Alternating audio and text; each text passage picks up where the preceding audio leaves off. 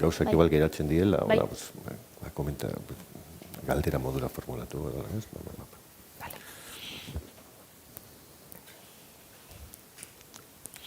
Jarriko naiz, hementxe, bai. Bueno, lehendabizi egunon danoi eta eskerrik asko larun bat goiza gainera badirudi politia datorrela, ona hurbiltzen, xahutzen ari zaretelako, baina espero dezagun gero joaten zaretenean xahutze sensazio hori probetxu batera izanarena izatea. Egia esan, agendekin ibiligea larriz, jende hau elkartzea eta biltzea ez da erresa larun bat goiz baten ez baldin bada. Hau da, horrek esan nahi du berez badutela, sortzen dutela interesa. Eta guri interes handia, hain zuzen ere, oraintxe Euskararen normalkuntzan aurrera egiteko sortu zaigun oztopo handienetako bat, legediaren arlotik datorkigulako. Orduan, luzapen handirik gabe, jakintzazue, zuek hemen zaudetela, baina streamingez ematen ari garela eta badakigula norbera bere etxetik ere ari direla batzuek segitzen, egunon aiei ere, lehendabiziko mahai inguruari emango diote lekua, eta horixe, Zelai Nikolasek aurkeztuko digu legelaria bera, sobera ezaguna, bi aditu dauzka ondoan, baina bera ere nahiko aditu arlo honetan, beraz, 3 aditu izateko plazerra izango dugu. Eskerrik asko. Plazerra eta eskerrik asko Idurre, eskerrik asko kontseiluari eta eskerrik asko Eusko Ikaskuntzari ere bai antolatzagatik elkarrekin mahai inguru hau. Bai, egia da, astoratuta gaudela, ez? Euskararen kontra ikusten ari garen oldarraldi honekin, ez? Eta horregatik, gaur lehenengo mahai inguruan galdera bati erantzun nahi diogu, eta da nork eta zerk baitzen du euskera. Eta horretarako ditugu bi aditu, Iñigo Urrutia Libarona, laguna, eta kidea hainbat lanetan, eta bera Euskal Herriko Unibertsitateko irakaslea da, eta tesia egin zuen hain zuzen ere euskeraren inguruan, eta hizkuntza propioaren kontzeptuaren zerzan kontzeptu hori, eta horren garapenean, eta aditua da, hizkuntza eskubideetan aditua da. Beraz, ongi etorri eta eskerrik asko gure gonbidapena. Eskerrik asko Zelai.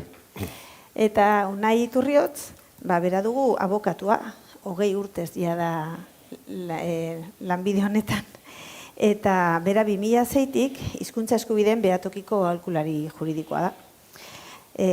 Bada ere, Euskal Herriko Unibertsitateko irakaslea, administrazio, konstituzio, zuzenbidea eta zuzenbide filosofian, eta Nafarroan hainbat eta hainbat auziera manditu aurrera hizkuntzarekin zerikusia dutenak. Ongi etorri, Unai, eta eskerrik asko. Eskerrik asko zeure. Gure gonbidapenan hartzagatik. Eta pentsatu dugu mahai ingurua bi ataletan egituratzea, eta lehenbizikoa gogo eta egitea zuen ezagutzatik, ia oldarraldi honen inguruan, hitz egin dezakegun oldarraldiaz, eta zergatik hitz egin dezakegun hizkuntza euskararen kontrako oldarraldiaz. Zeintzu dira ditugun datuak, ez? Eta gero ondoren, egingo duguna da aurrera begira, eta horren aurrean zer egin daitekeen eta zeintzu diren proposamenak. Beraz, emango izuet tarte bat, esplikatzeko zuei, eta Iñigo, zuria daitza. Eskerrik asko Zelai, eskerrik asko kontseiluari, niretzako ere bada hemen zuekin batera egotea. Egia zan, oldarraldiaz hitz egiten da azken boladan, eta iruditzen zait badagoela oldarraldi bat, euskararen aurkako oldarraldi argi bat.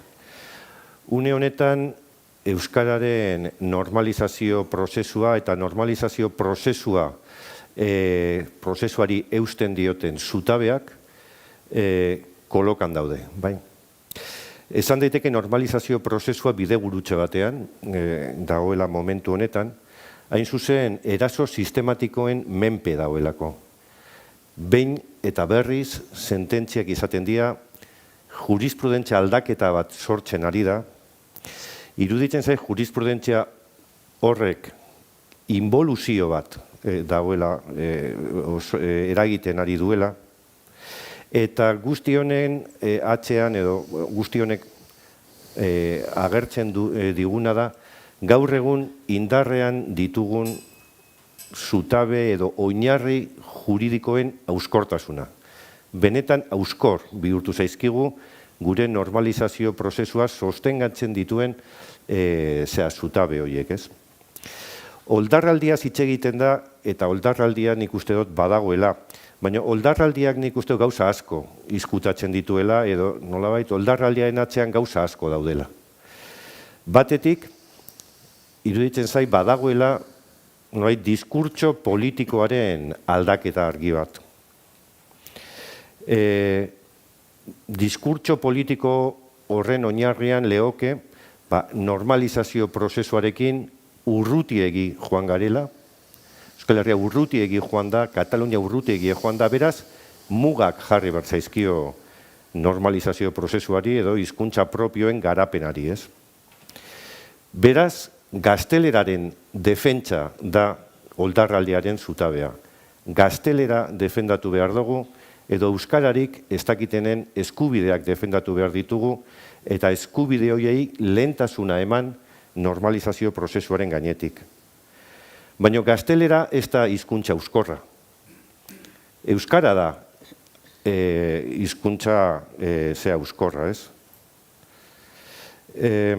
Errealitateak erakusten diguna da, bi hizkuntza ofizial izanik ere, bata normalizazio prozesuaren beharra duela. Eta momentu honetan, oldarraldiaren atzean dagoen diskurtso politiko horrek eragiten duena da, hain zuzen, hizkuntza privilegiatuari, hau da, privilegioz betetako hizkuntzari, privilegio horiek sendotzeko zerak, ez? Mekanismoak emate zaizkio. Hau benetan, harrigarria da, zaitik ikuspegi juridikotik honek ez dauka inolako oinarririk. Hau, inbentzio bada, bai? Normalizazio prozesuak dakarrena da, egoera ez normalean dagoen hizkuntzari lagundu behar zaiola, bere erabilera erabat normal, natural bihur dadin, bai? Baina hemen nolabait terminoak aldatu eta privilegioan dagoen hizkuntzari laguntza eta nolabait lehentasuna erabatekoa eman, hori da, ez? Oldarraldian atzean dagoen diskurtso politiko horren zera, ez? Aldaketaren muina edo, ez? Oldarraldiak ere beste gauza bat dakar, eta da, subjektu berri batzuk, aktore berri batzuk etorri zaizkigula, hizkuntza normalizazioa gidatzera, ez? Horrek nolabait bi zera dauzka, batetik ikuspegi subjektibotik, botere judizialak hartu du ez dagokion paper bat, botere judizialari dagokiona da legedia aplikatzea, konsensu politikoetan oinarritzen diren lege horiek aplikatzea, eta nahi bada interpretatzea, baina interpretatzea beti ere legisladoreak dituen helburuei begira, ez olako zera subjektibo bat eginda. Eta gero bada beste nolabait aktore horien nolabait ikuspegi subjektibotik egin daiteken beste hausnarketa bada, hizkuntza gaia berez eskumen modura hori guri dagokigu hizkuntzaren gaiaren normalizazioa hori praktikara eramatea eta barrez. Eta aztertzen baditugu orain arte izan dien sententziak, ikusten da irizpidea dela salto egitea, normalizazio prozesua oinarritzen dituzten zerak, edo normalizazio prozesua jasota dauden lege horietatik salto egiten da, eta zuzenean konstituziora joten dira, eta konstituzioaren aplikazio zera batez, formal huts horretan zera egiten da. Nolabait esan daiteke, desapoderamendu bat gertatzen dena. Eskumenak kentzen ari zaizkigula. Eskumenak kentzen ari zaizkigula. jurisprudentzia berri horrek dakarrena da, holan funtsean, sententziakola modu sistematikoan aztertu ezkero, hor, sortzen den ondorioa edo izango litzateke, euskararen aldeko edozein neurri, nolabait, bi hizkuntza ofizialen arteko oreka desorekatuko luke. Nolabait, euskararen aldeko bultza hori, normalizazioak eskatzen duen bultza hori, hizkuntza ofizialen arteko desoreka bat sortzen duela, beraz hori konstituzioaren arabera, edo egiten den interpretazio horren arabera, ez da zilegi, ez da konstituzioaren zeran, ez? Ez da berdintasun printzipioaren zeran. Esan daiteke, momentu honetan, eta jurisprudentzia hori aplikatuz, hizkuntza normalizazioa blokeatuta dagoela. Blokeatuta dagoela. Zergaitik, euskararen aldeko neurri positiboak ez direlako epaile hauen arabera, ez direlako zilegi. Nolabait, gero uste dut bigarren zatia, itxeengo dugu ofizialtasuna, hizkuntza propioa, eta zer dakarren, ez? Egia da, hizkuntza ofizialtasunak dakarrela bi hizkuntzen arteko berdintasun formal bat, hizkuntza eskubideak sortzen ditu, eta baina euskara ez da bakarrik hizkuntza ofiziala autonomia erkidegoan eta Nafarroan partzialki. Euskara, Euskal Herriko hizkuntza propioa ere bada. Eta hizkuntza propioaren kontzeptu hau edukiz bete behar dugu. Eta ikuspegi juridikotik edukiz bete behar da. Eta ze ekarri beharko luke hizkuntza propioaren nolabait izaera horrek? Euskal Herriko, Euskal botere publikoetako, Euskal erakundeetako hizkuntza normal eta natural bihurtze aldera urratsak eman behar ditugula. Hori da nolabait ofizialtasuna eta hizkuntza propioaren artean dagoen aldea. Hizkuntza ofizialtasunak, bi hizkuntza ofizial izanik, berdintasun formal bat egon diteke, baina hizkuntza propio izanik, hizkuntza propioaren aldeko bultza berezi bat eman beharko litzaioke. Bultza berezi hori hizkuntza propioaren kontzeptutik etorriko litzateke. Eta hori da, hain zuzen, epai hauek mugatzen dutena edo blokeatzen dutena. Alde hortatik, ikuspegi juridikotik erabak kritikagarria dien zerak epaiak dira. Eta gero, nolabait, diskurtso politiko berri bat, aktore berriak, eskumen aldetik, nolabait hor mugak eta argia dago, eta gero, oldarraldiak ere, ekintzen bitartez agertzen da, eta ekintza horiek, bereziki epaiak dira, badira ere adirazpen politikoak, eta barrez, nolabait, ematen du, diskurtso hori, nolabait, zabalagoa dela, justizia administraziotik, baino, haratago badoala sindikatu batzuk ere tartean daude, eta barrez. Bereziki, lehen sententziatan, ikusten zen, bereziki funtzio publikoan eragina zituzten, sententzia horiek, gero kontratazio publikoan baita ere, hau da, kontratu publikoen bitartez euskara, euskaraz hizkuntza eskubideak bermatze aldera jasotzen diren hizkuntza klausulak kontratuetan, horiek nolabait deusestatzeari ekin zitzaion, baina argumentu erabat zeekin, ahulekin, adibidez, funtzio publikoari buruzko epaietan, esan izan da, udaltzainek bikoteka zerbitzua ematen dutenez, horietatik bata euskalduna izatearekin nahikoa dela. Beraz, edozein dela, Irungo udalak kasu hartan, Irungo udalak duen hizkuntza planifikazioa, hizkuntza araubidea, aplikagarri dituen arauak edozein izanik, epaileek hizkuntza irizpide batzuk ezartzen dituzte zuzenean, araubideari erreparatu barik. Eta gauza bera kontratazio publikoan ez dakaren, horiek enpresek egiten dituzte zerbitzu batzuk, baina sententzia horiek kontutan hartzen ez dutena da, zerbitzu publiko horien titularra administrazioa dela. eta administrazioa behartuta dagoela hizkuntza eskubideak bermatzera. Beraz, euskara erabili nahi duenari arreta egin behar zaio normal eta modu naturalean. Baina, epai hauek esaten dutena ez enpresa pribatuak dira, beraz, ezin zaizkie zerarik, ez? Ezin zaizkie inolako hizkuntza, baldintzarik ezarri, eta barrez. Beraz, baina, azken sententzia hauek, erakusten digutena da, kolokan jarri dutela, baita ere, udalek dituzten normalizazioaren aldeko eskumenak, eta barrez.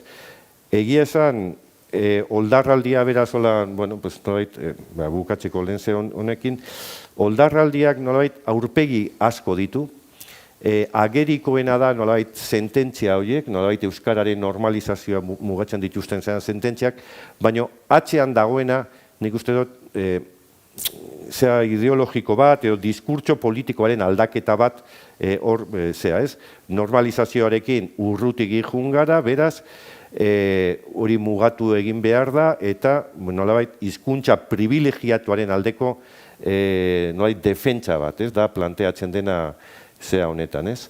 Beraz, zerbait egin behar da, eta, gero komentatuko dugu, nola bideratu diteken zera egoera. Ematen du, ez dela ulertzen, epailek ez dutela ulertzen, herritarrak bagabeltzala, baditugula gure hizkuntza eskubideak, eta guk aukeratu dezakegula administrazioarekin zenolako harremanak izan nahi ditugun, ze hizkuntzatan izan nahi ditugun harremanak, eta horretarako administrazioak eki behar dituela baliabideak. Nola arreta egingo digute guri guk hautatutako hizkuntzan baliabide nahikoak ez baldin baditu administrazioak, ez? Eta ematen du, hain ideiak oinarrizkoa oraindik ere zalantzan dagoela, ez? Eta alde horretatik, Unaizuk zelan ikusten duzu, oldarraldia zertan nabaritzen da? Ni zentratuko naz, Nafarroari dago kixonez, ala eskatu zait, eta orduan ikuspegi hori nik uste dut, hobeto aselduko du oldarraldiarena gero azkeneko sententziek daukaten karga, benetako karga hori, hobeto aselduko du gero ondoren Inigo Urrutiak, eragiten diolako ofizialtasunari, eta eragiten diolako berezko hizkuntzaren kontzeptu biei, ez? Eta bi kontzeptu horietan nik uste dut hor mandala atzera pausu bat izugarria, eta bat itxen dut berak esaterakoa, azkenean euskararen normalkuntzaren zutabe horiek pitzatu egin dituzte edo bota egin dituzte edo hien kontra dijuazte. Eta hori da benetan grabea, esan nahi dut zutabeak dira eta orubean geratu daiteke orain artean eginiko eraikin guzti hori.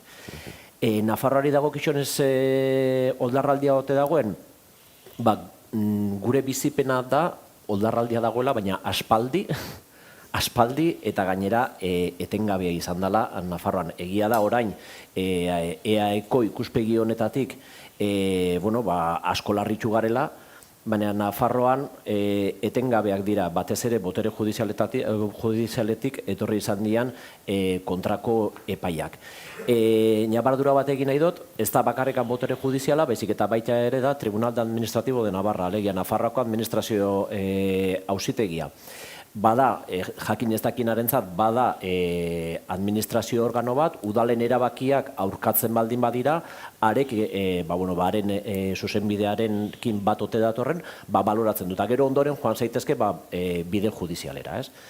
Figura hori ez da existitzen EAen, baina asko erabiltzen ari da eta Tribunal Administratibo de Navarrak eukiduen joera aldatu eginda. Eta aldatu eginda azkeneko urtean eta aldatura okerrera.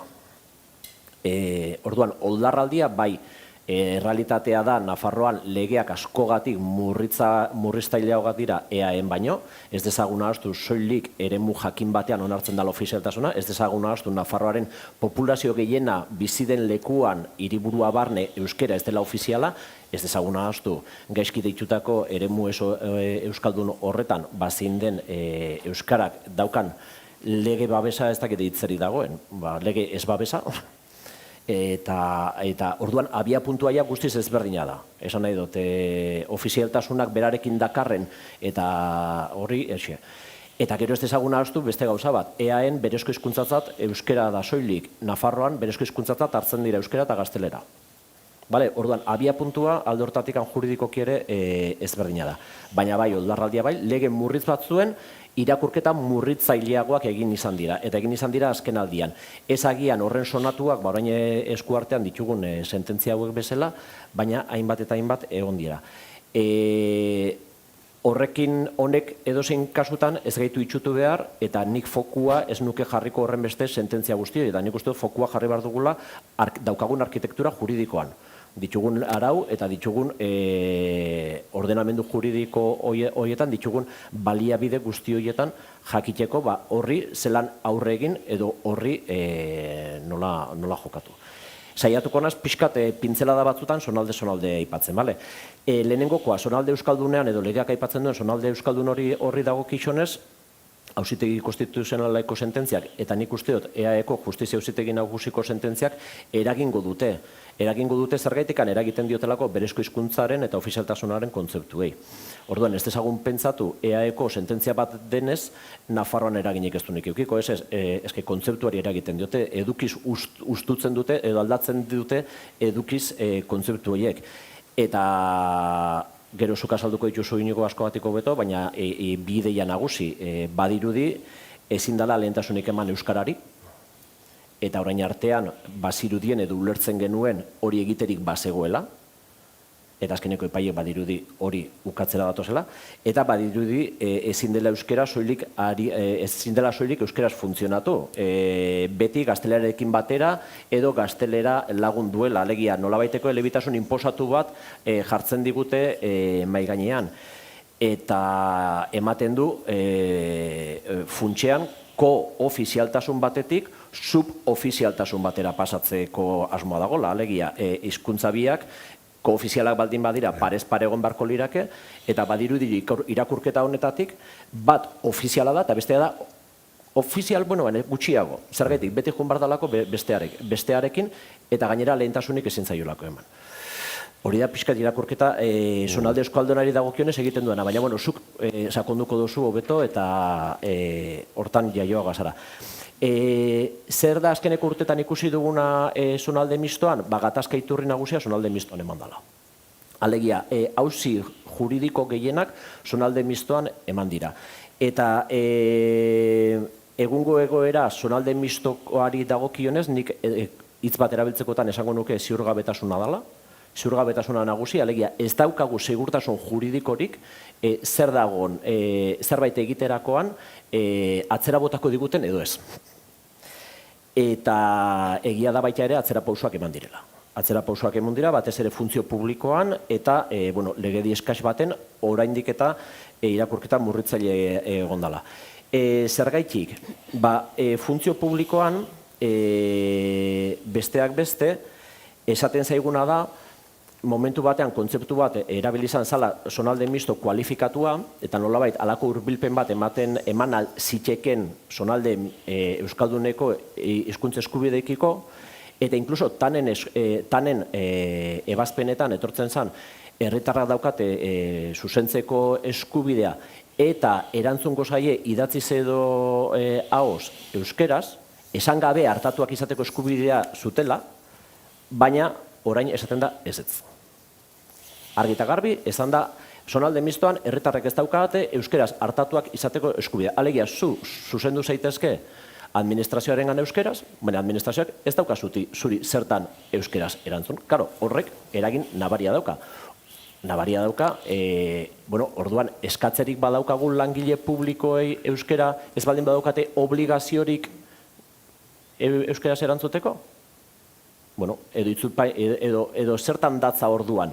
Ulertu behar zaituzte. Ulertu behar zaituzte zure hortara mugatu dute. Ulertu behar zaituzte zure eskubide hori ezerezean ez dadin geratu. Ez esateko ez dela eraginkorra zure eskubidea. Baina handiketa zuri erantzutera ez. Eta hor aldaketa egonda. Eta aldaketa okerrera. Egonda beste kasu bat Atarrabiako udalan adibidez, hauek hainbat postutan jarri zituzten euskera baldintza bezala eta beste postu guztietan jarri zituzten merezimendu bezala eta hori atzera bota da. Eta atzera bota da, esanaz, ez dela posible egitea modu orokor batean merezimenduen aitortza bat gaitasun bezala. Baizik eta postuz postu joan behar dela eta postu bakoitzak hizkuntzarekin ze harreman daukan eta postu bakoitzan justifikatu ea proportzionatua den edo ez. Eta azterketa horren arabera ikusiko dela, baina hori atzera bota da. Orduan, noski, abia puntua ez da EAeko bera. EAen, ez baldin bada baldintza, merezimendua da. Baina Nafarroan, ez, joan barzara postuz postu eta justifikatua. Justifikatu, baldintza edo merezimendua da. Kasu hauetan gainera, aztertu behar da zein den egoera soziolinguistikoa, aztertu beharra dago baita ere lanpostuaren funtzioak, aztertu beharra dago lanpostuaren kokagunea zein den organigrama horretan eta udal plantilla. Eta guzti hori kontutan eukita, txostenetan justifikatu beharra dago, eta guzti hori kontutan eukita postu batzutan agian. Eta gero, atzera pausu eman da baita, interpretazio murriztaile bat etorri zaigulako. Eta da, lehen onartzen zen, eskatzea edo baloratzea euskera merezimendu edo baldintza bezala baldin eta herritarrarekin harremana bazeukan, eta orain murritzagoa egin dute interpretazioa eta esan dute izan behar dela atención directa al público. Alegia, bentanillan daudenak. Bentanillaren bigarren lerroan daudenak, ez, zergaitikan, zure funtzioa ez da atención al público.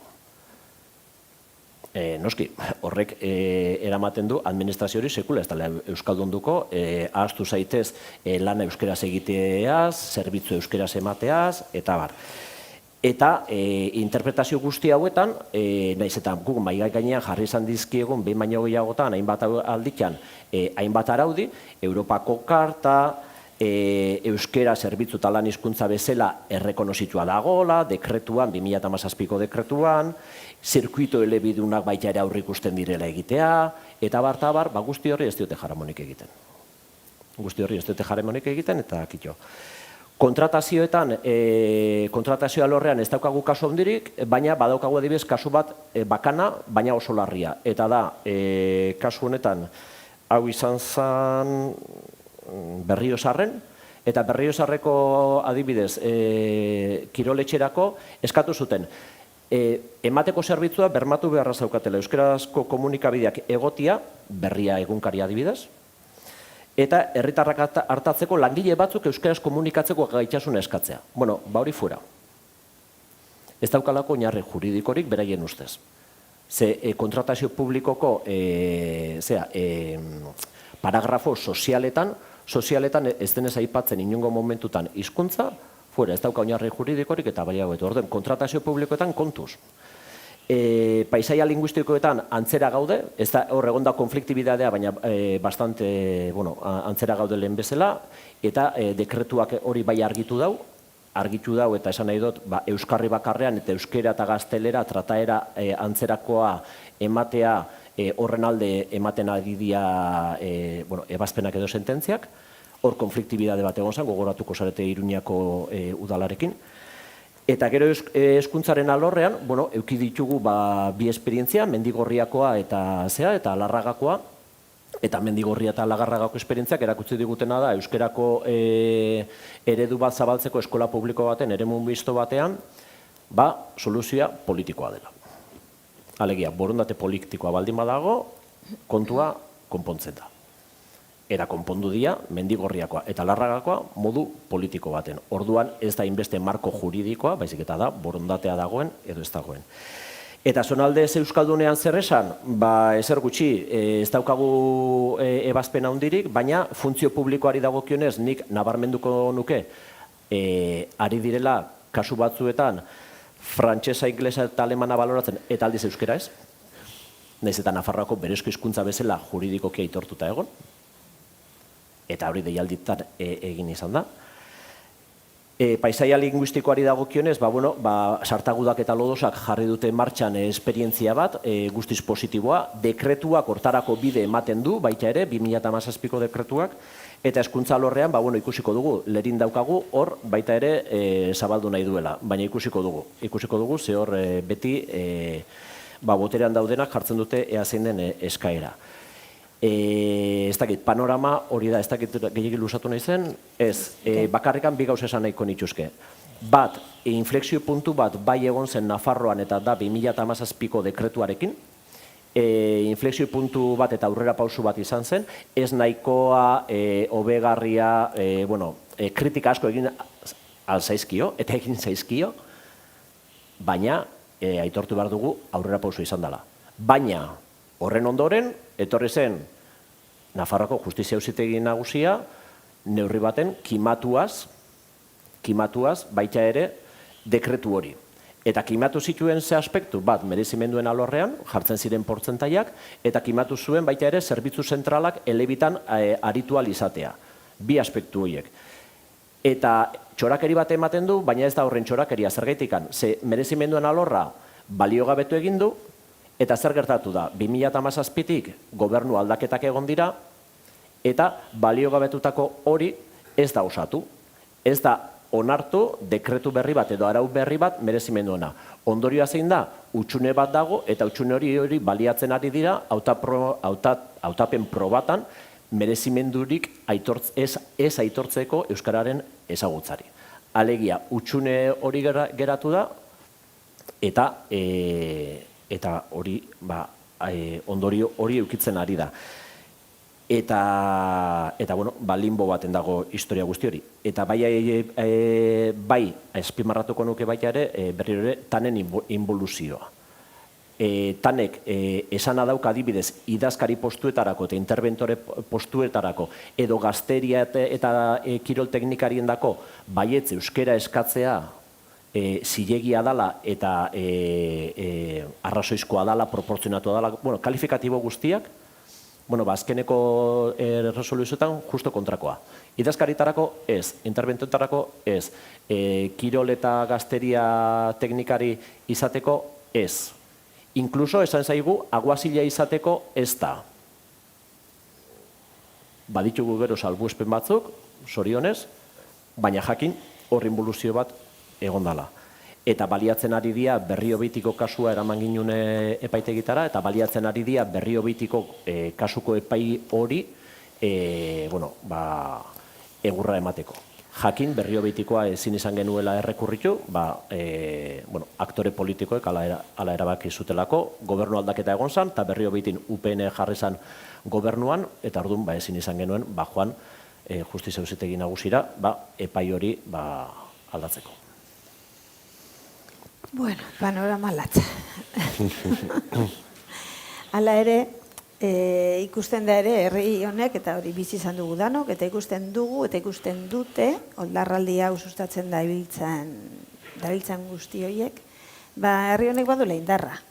Eta badaukala gaitasuna, eta kaso horren beldur dira. Urratzak ematen hasten garenean, edo ematen gabiltzanean, eta emaitzak eman ditzakenean, berdintasunaren eta ez diskriminatua izatearen bide horretan, orduan bai. Orduan, subofizialtasunean kokatu nahi gaituztez.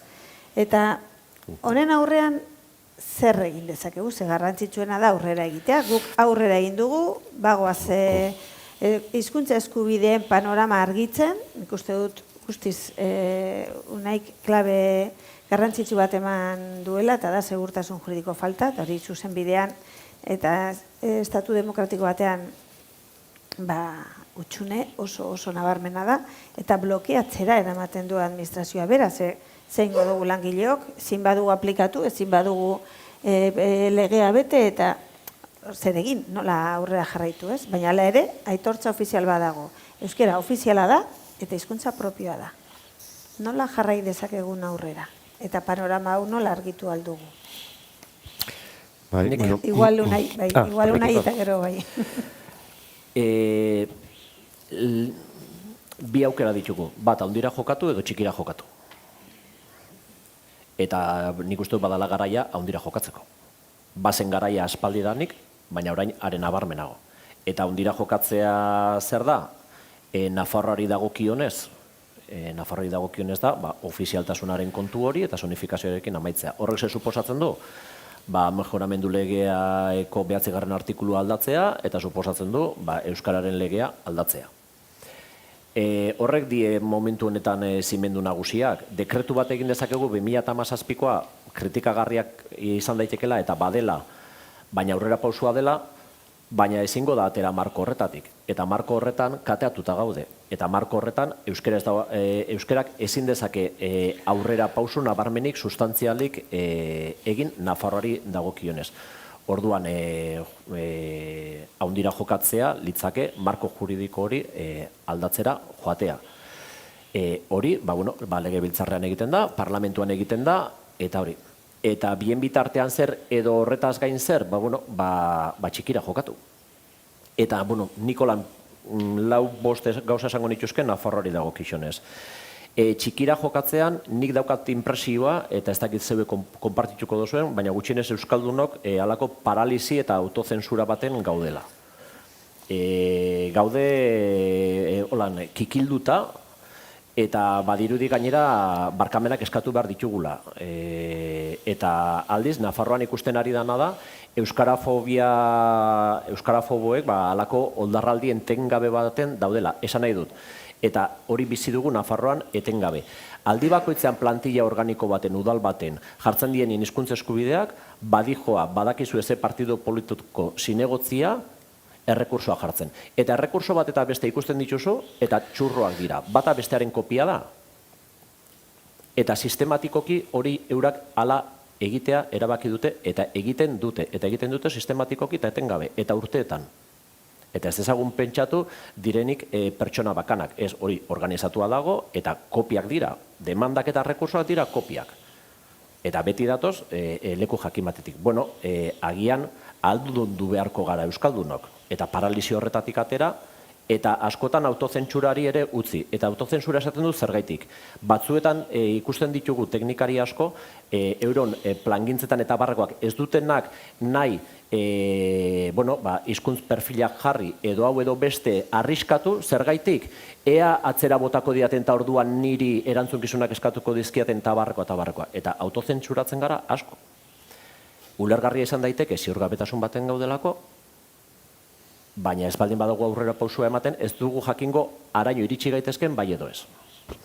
Bigarren gauza, nik uste dut dekretua lehen aipatu bezala egin batean baliago batu zen, txikira jokatzen baldin bagabitza, ez legoke gaizki gaur eguneko gobernuak bingoagatikan baliogabetutako artikulu horiek osatzea.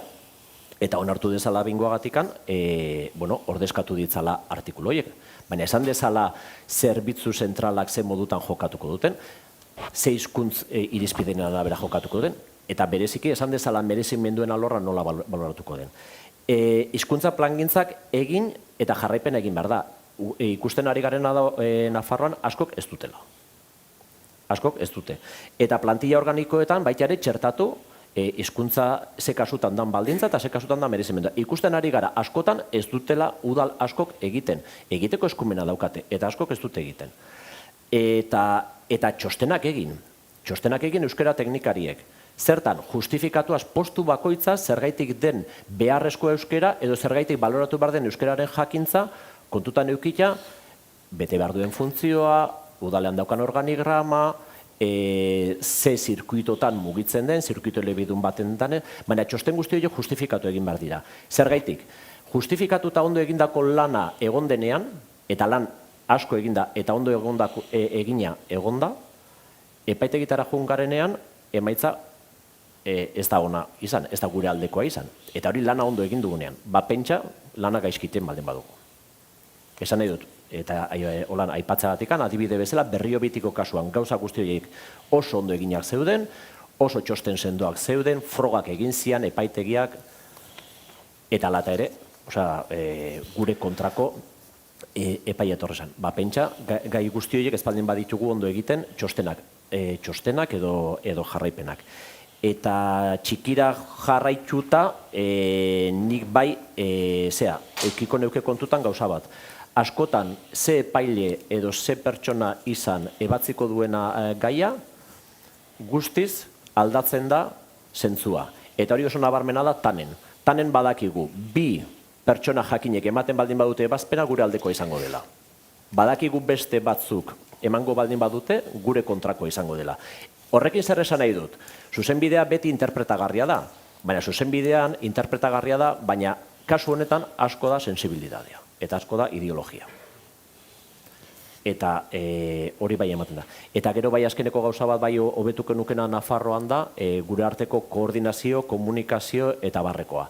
Sinergiak aprobetxatu behar ditugu, eta Nafarroan ematen ari dana da, herri bakoitza bere aldetik dihua, eta ez dago inolako mairik, koordinaziorik eta barrekorik.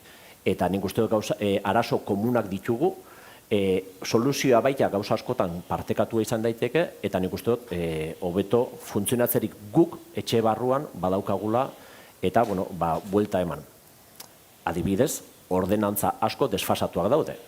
Eta adibidez, ordenantza askok egiten dutena da kopiatu, baina kopiatzen dute gainera jadanikan gaizki dauden ordenantza batzuna, eukidezagun gutxienez kriterio zuzen batzuk.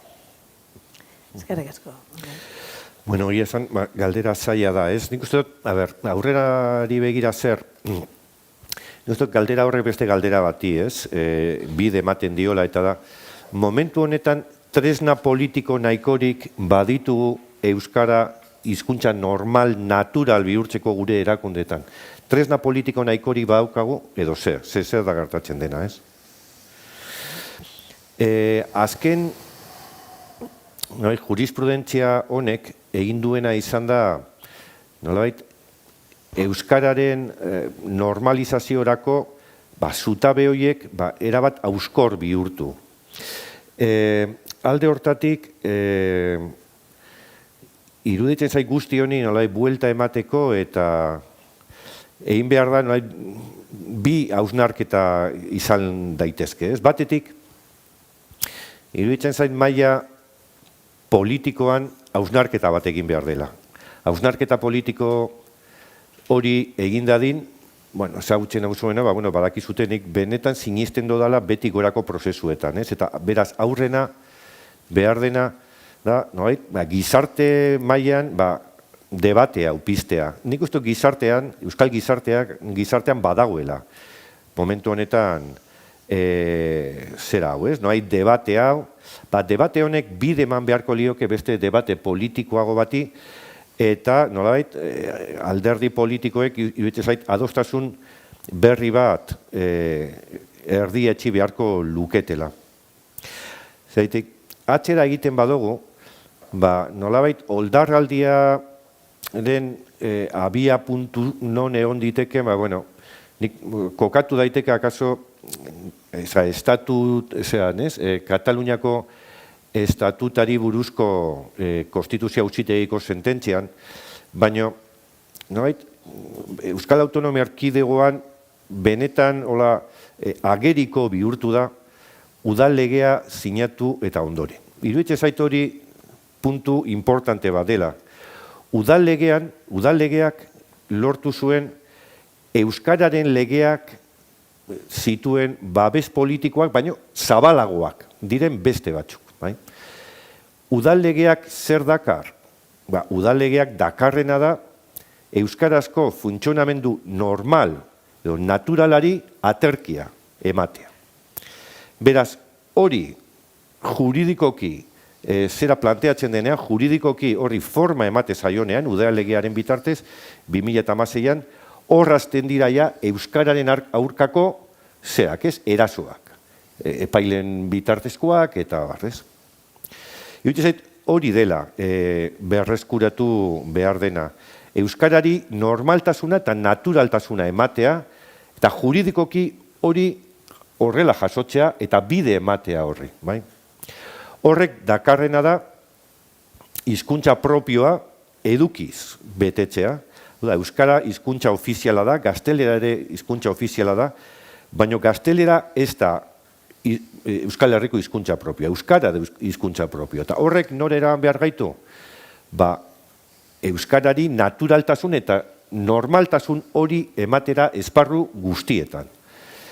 Horrek nik uste dut eskartzen duena da hausnarketa politiko bat eta maila politikoan. Hemen eskatzen dena da ez bakarrik lege bidez gauzak artestea edo, baizik eta maila politikoan euskararen estatus politikoa horren gaineko eztabaida bat egitea.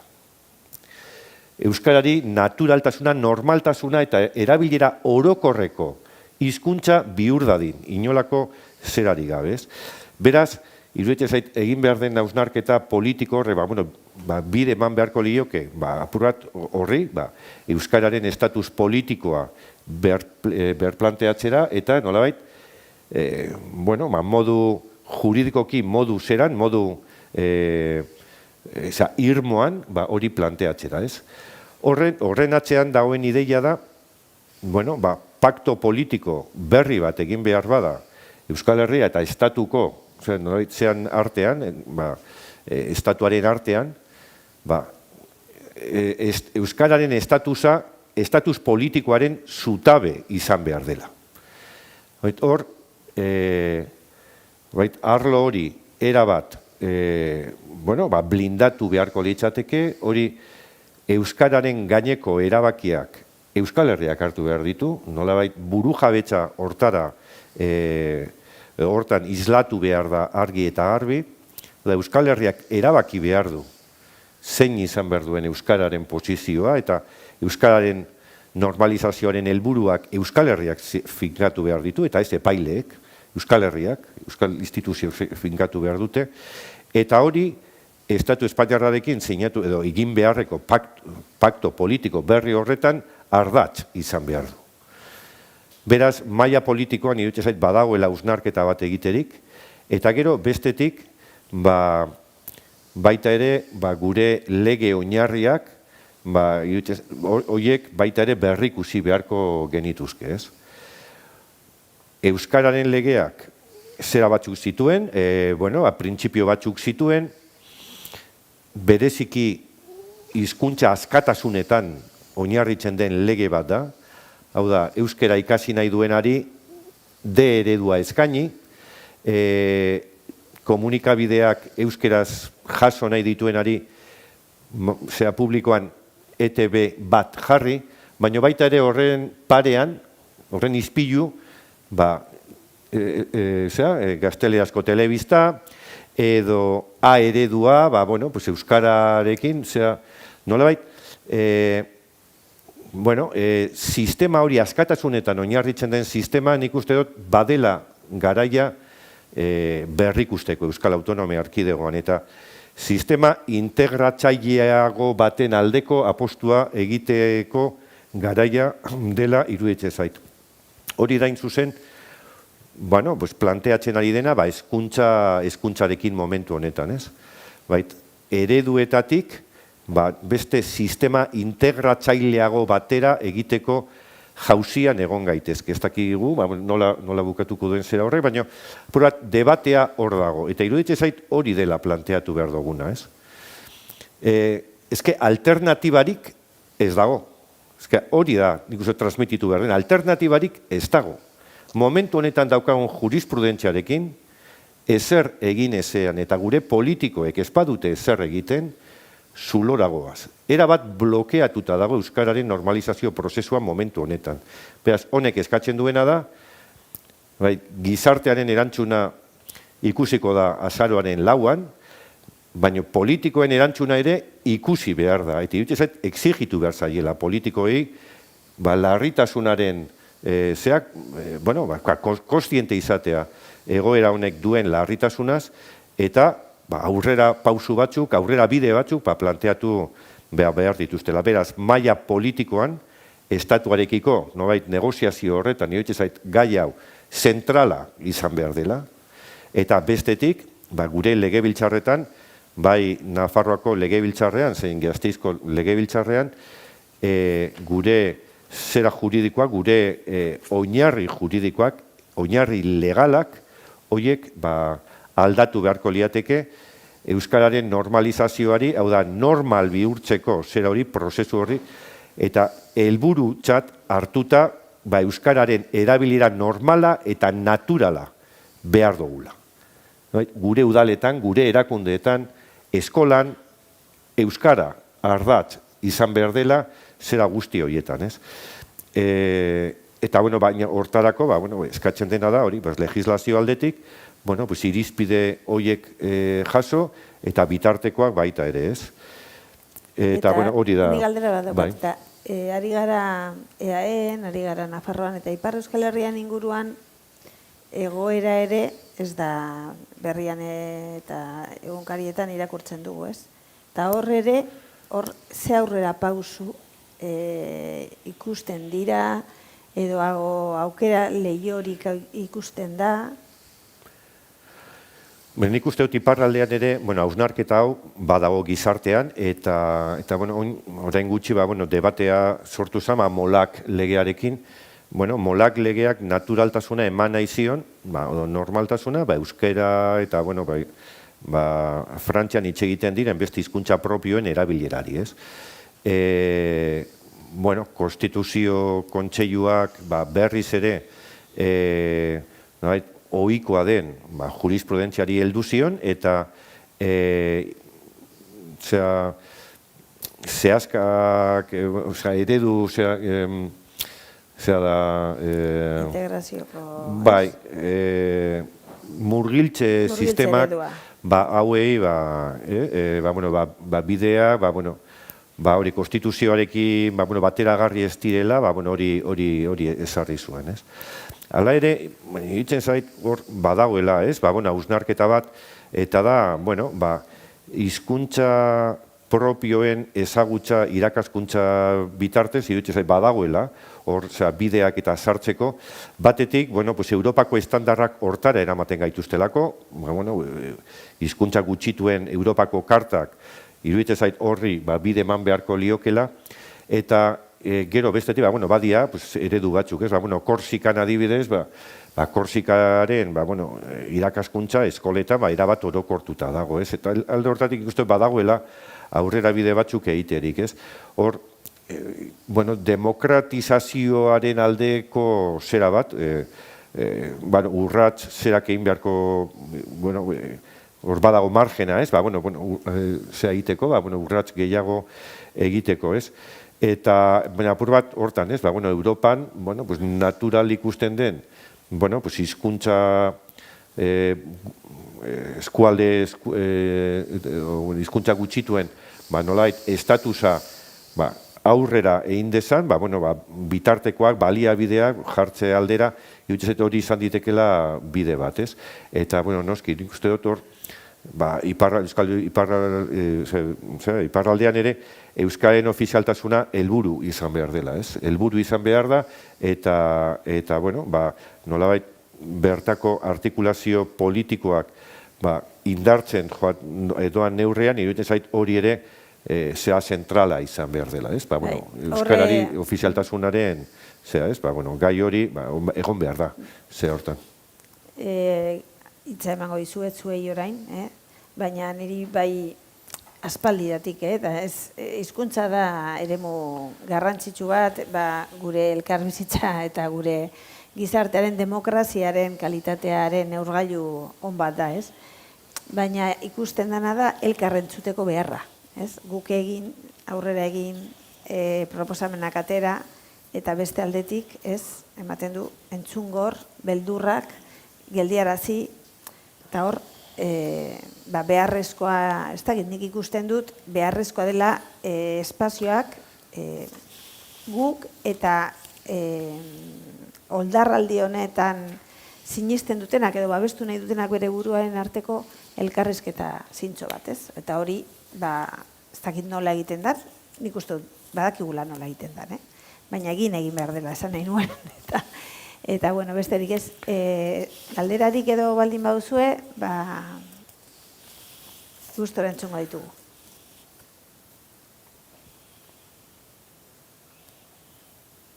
Optimistak alde neurrian, ze pesimismoa badakigu hor dagoela, eta horri aurre egin behar diogu.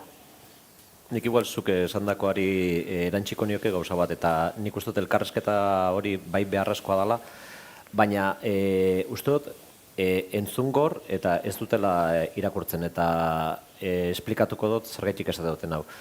Auzitara joan garenean Nafarroan, nik behin eta berriro Europako karta jarri izan diot mahai gainean, eta Europako kartako 7.2 artikuluak, eta hitzez hitz irakurriko dut, esaten du, erregio eta gutxiengoen hizkuntzetako hiztunen eta gainontzekoen arteko berdintasuna lortu asmoz, edo hizkuntzan egoera berezia kontutan izan dadin, aldeko neurri bereziak ez dira indar handiagoko hizkuntzetako hiztunen kaltetan egindako berezikeriatzat hartuko.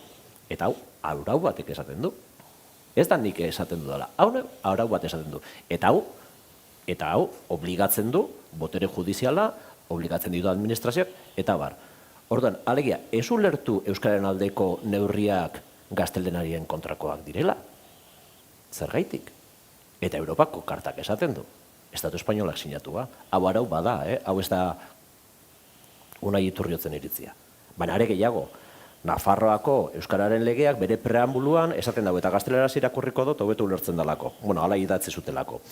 Actitudes opuestas a las que fundamentan el hecho comunicativo propiciadas por quienes atribuyen erróneamente a las lenguas un poder disgregador o no alcanzan a ver la riqueza última que esconde la pluralidad de las lenguas. Las administraciones, como la de Navarra, están obligadas a preservar ese tesoro y a evitar su deterioro o su pérdida. Mas la protección de tal patrimonio no puede ni debe ejercerse desde la confrontación u oposición de las lenguas. Hau, da irizpide bat, arauak ulertzeko, atariko handago. Aizu, zuk ulertu behar dozu euskararen aldekoa, ez dala zertan gaztelaniaren kontrakoa? Ba ez. Nik uste dut badiela gako batzuk eta planteatu beharrekoa bata da.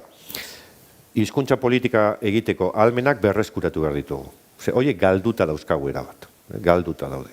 Momentu honetan hizkuntza politika epailek egiten nahi dira, eta ez gu. Eta guri dagokigu. Gu, zan nahi dut, gure Euskal Herriari dagokio, ere erabakia hartzea, hizkuntza politika egiteko, ahalmen hori jasotzea. Bigarren gauza, helburuak definitu behar ditugu. Balio zaizkigu 80. hamarkadan euskararen legean ezarritako helburuak normalizazioari begira edo beste batzu behar ditugu. Hori da, falta den edo hausnartu behar den bigarren gauzak, ez? Bigarren gauza. Hau da, euskara bihurtu nahi dugu, erabilera normaleko hizkuntza helburua hori izan behar du. Eta ez euskarari espazio batzuk eta zabaldu, ez. Nik uste dut, helburuetan hizkuntza propioaren kontzeptuaren definizio, berdefinizioarekin, hortara egokitu beharko genuke. Gero, euskeraz funtzionatuko duten baldintzak ere sortu behar dira. Eta pentsatzen ari naiz, adibidez, gure elite politikoen hizkuntza praktikaz. Horiek ere errebisatu beharko genituzke. Legegintza mailan urratsak eman behar ditugu. Eta baita ere, estatus politikoa berdefinitu behar bada bai, Nafarroan orain sortu da ponentzia bat, autogobernurako ponentzia bat, Euskal Autonomia Erkidegoan ere debateak kalean dago, estatus politikoari lotuta eta egiten diren, egingo bada, nolait, zera itun politiko berri bat estatuarekin, euskararen gaia ardatz izan behar du, eta bertan egon behar du. Legegintzan urratsak eman behar ditu, hau da, legebiltzarra bere makinaria guztia martxan jarri beharko genuke, buelta emateko eta euskarari estatus egoki bat ezartzeko. Euskarari espazioak zabaldu behar zaizkio eta espazio horiek blindatu behar dira. Espazio horietan euskara normal funtzionatu dezan.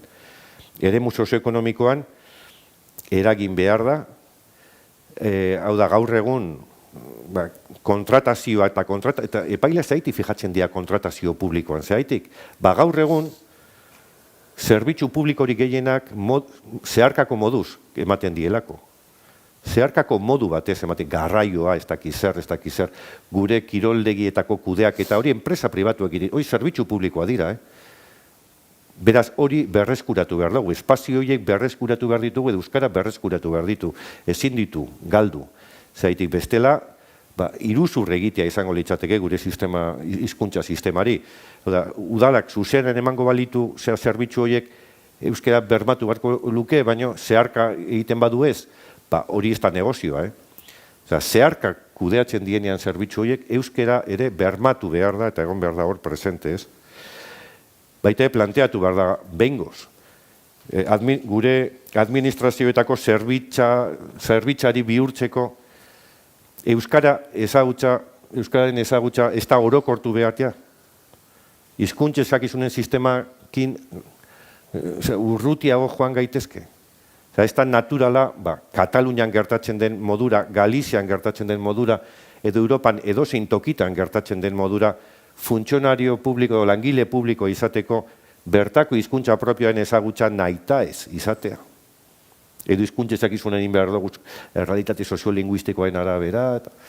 Osea, nik uste debate hori ere egin behar dela. Eta gero, badira arlo batzuk ere, gazteen arloa, gazteei begirako zerak, zerbitzuak eta egiten dien zera guzti horiek, nik uste horiek euskeraz izan behar diela.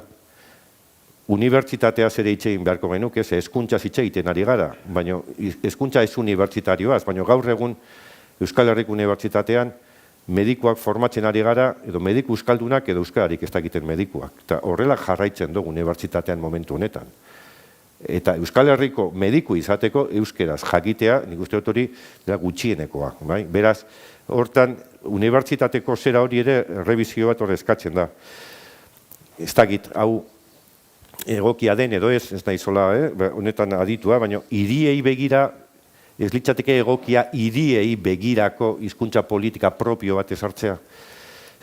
Ikusita hemendik eta 20 urtetara zelako Euskal Herria izango dugu, ematen du, hiriak izango diela benetan nukleo gogorra gure gizartean, ez? Tren hori ez dakit, inoiz bukatzen bada, tren horrek ze batzen ditu hiriak. Eta hirien inguruan, Bilbo osean, edo Donostiko, edo Baionako osean, ez?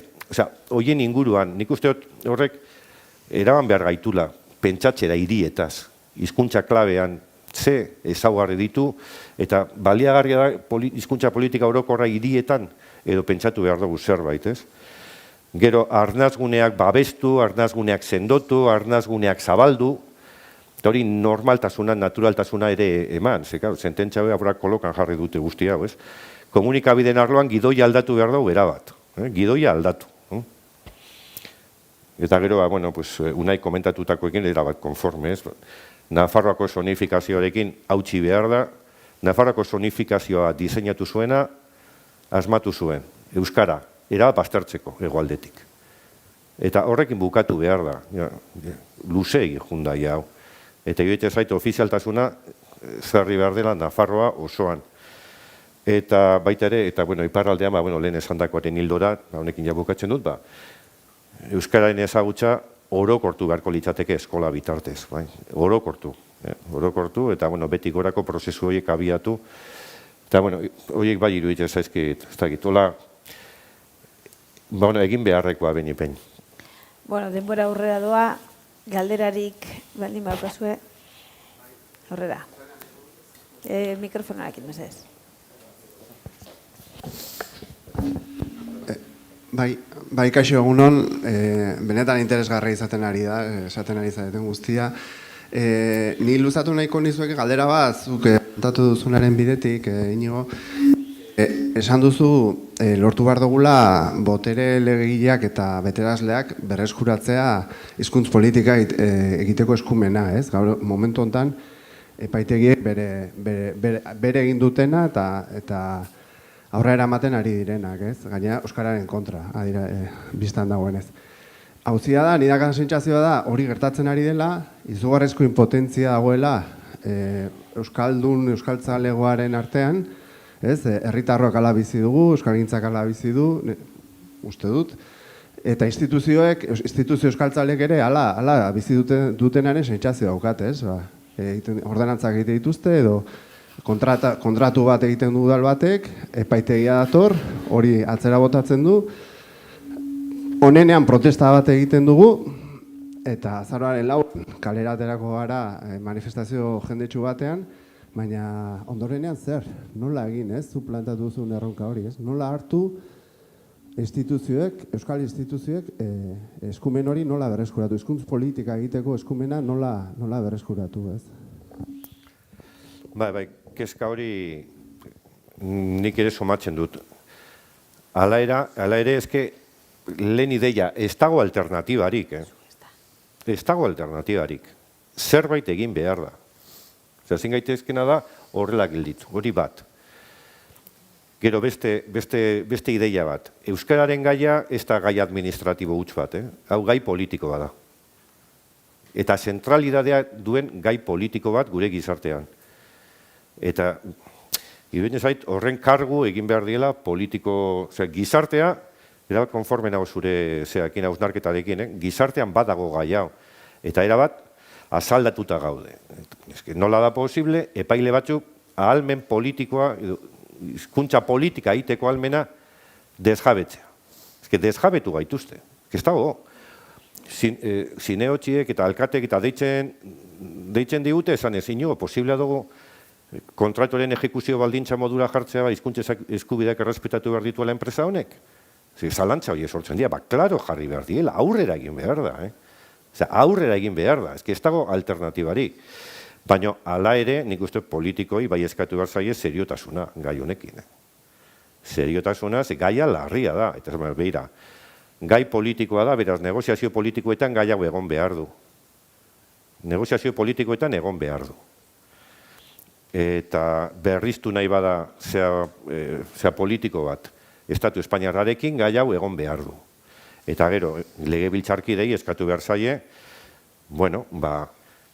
modu integralean arautu behar dela euskararen gaia, eta baino ez askatasun parametroetan, beste parametro aurrerakoi batzuetan.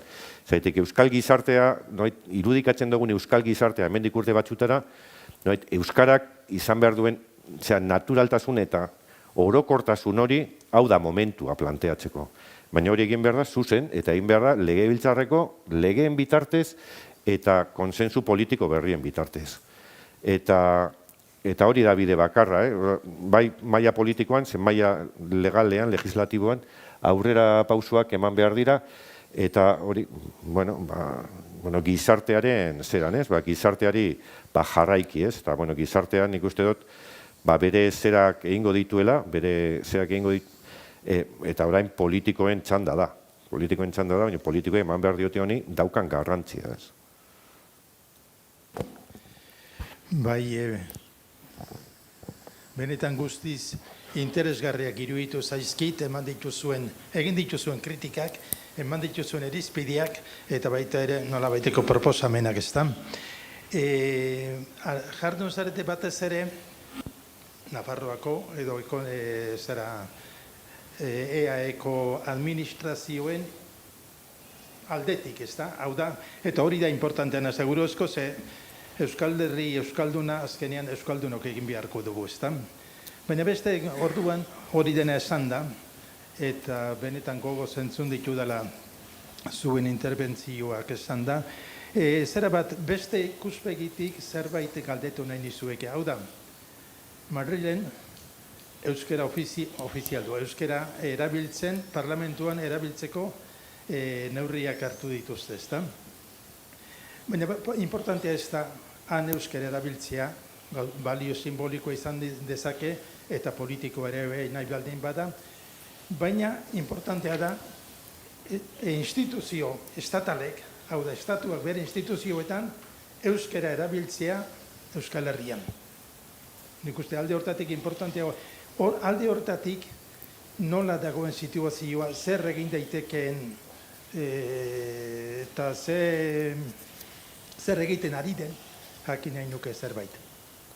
Erakunde estatalen portaera Euskal Herria, euskarekiko zenbateño erabiltzen duten, ze kriterio erabiltzen duten, eta alderdi juridikotik nola balioztatzen den alderdi hori. Oso galdera hona iruditu zait. Zuk gaia...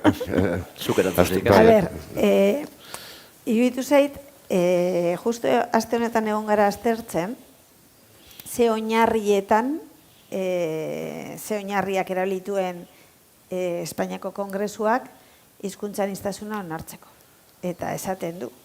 La práctica del bilingüismo, hizkuntza anitzak aitortzeak, enriquece y favorece un clima de libertad, de normalidad y, en definitiva, de convivencia democrática.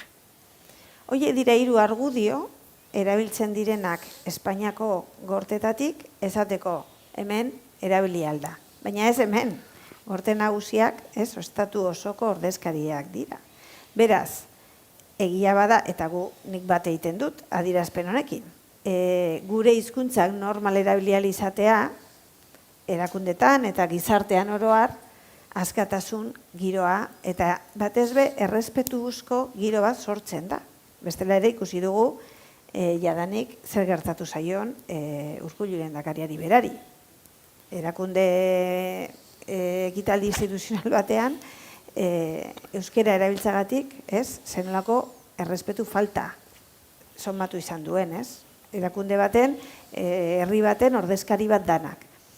Eta estatuko erakundeetan, nik esango nuke, ez dagoela planifikaziorik, ez dagoela hizkuntza eskakizunik, ez dagoela normalkuntza politika dik ez dutelako aintzat hartu, baina hori da adierazle argi bat ez dela bat egiten, ez dagoela barneratuta hitz eder hauek eta ideia eder hauek, ze esan digu nahik ere bai. Horrelako adierazpen bizikidetza demokratikoen aldekoa horiek ere agertzen dira, Euskararen zonifikazioen legean. Nahi dut, aldeko ideiak diskurtso ofizial bat badago, baina gero praktika, estatuak ez dauka barneratuta. Horregatik, nik uste dut oso importantea dela elkarrizketa sortzea, baina ez elkarrizketa ego, nik ni argudioak eta elkarri entzuteko konpromisoa, ze gorteek esan dute, elkarbizitza demokratikoa elikatzen dute. Esaten du, askatasun giro bat sortzen dutela, eta hori da demokrazia. Bestela ze demokrazia kalitate ari da Espainian garatzen. Argi dagona, batzuk ez daudela ados. Igual batzuekin ezin da hitz egin, ez dutelako nahi, baina beste batzuekin hitz egin behar da, eta adostasunetara heldu behar da. Eta gizarteak, beste eremu batzuetan bezala, gizarteak baldintzak sortu behar ditugu, eta exigentzia hori ditzean behar da gutxienik, elkarri entzun, seguk sekulako, herri bezala sekulako alegina egiten ari gara. Euskera bizi berritzeko, eta euskeraz bizi alizateko, naturaltasunez, eta erantzuna, nahi dugu jakin, zein da zure erantzuna. Ez erantzun juridiko administratibo bat. Ez eske legeak usten dit, ez eske, da elkar bizitzarako oinarrizko elementu bat, eta Iñigo Kosondo esan duenez, orain, hainbat leio zabaltzen ari dira, konbibentzia edo bizikidetza politiko berri baterako, eta euskera egon behar du, eztabaida horren, muinean, eta behar dugu babes, benetako babes bat, eta benetako babesa legeetan, eta nik are gehiago esango nuke, estatus politiko berri baten oinarrian egon behar duela. Bai EAen, bai Nafarroan, eta Ipar Euskal Herrian ere ez dugu aipatu, baina Euskal Elkargoak ere baditu eskumenak hizkuntza politikan. Eta herri bezala eskatu behar dugu, beste gai batzuetan eskatu dugun bezala. Hau gure hizkuntza da, gure hizkuntza propioa da, euskaraz bizi nahi dugu, eskubidea dugu euskaraz bizitzeko. Horrek sortzen dituela konpondu behar direla, hori gero dator. Nola dator gero, baina zer horretan konpromiso argiak egon behar dira, eta uste dut, badaukagula bidea hori egiteko. Orduan, handira joko behar dugu, gutxikira jokatzen jarraituko dugu, baina konpromiso hori bai adierazten dugu, eta iruditzen zait, arro egon behar dugula egin dugun bidearekin, eta horrela ere jarraituko dugula, berdin. Beraz, itzaldia azkenean geratu zait, ez dakit titularren bat bota nahi duzuen,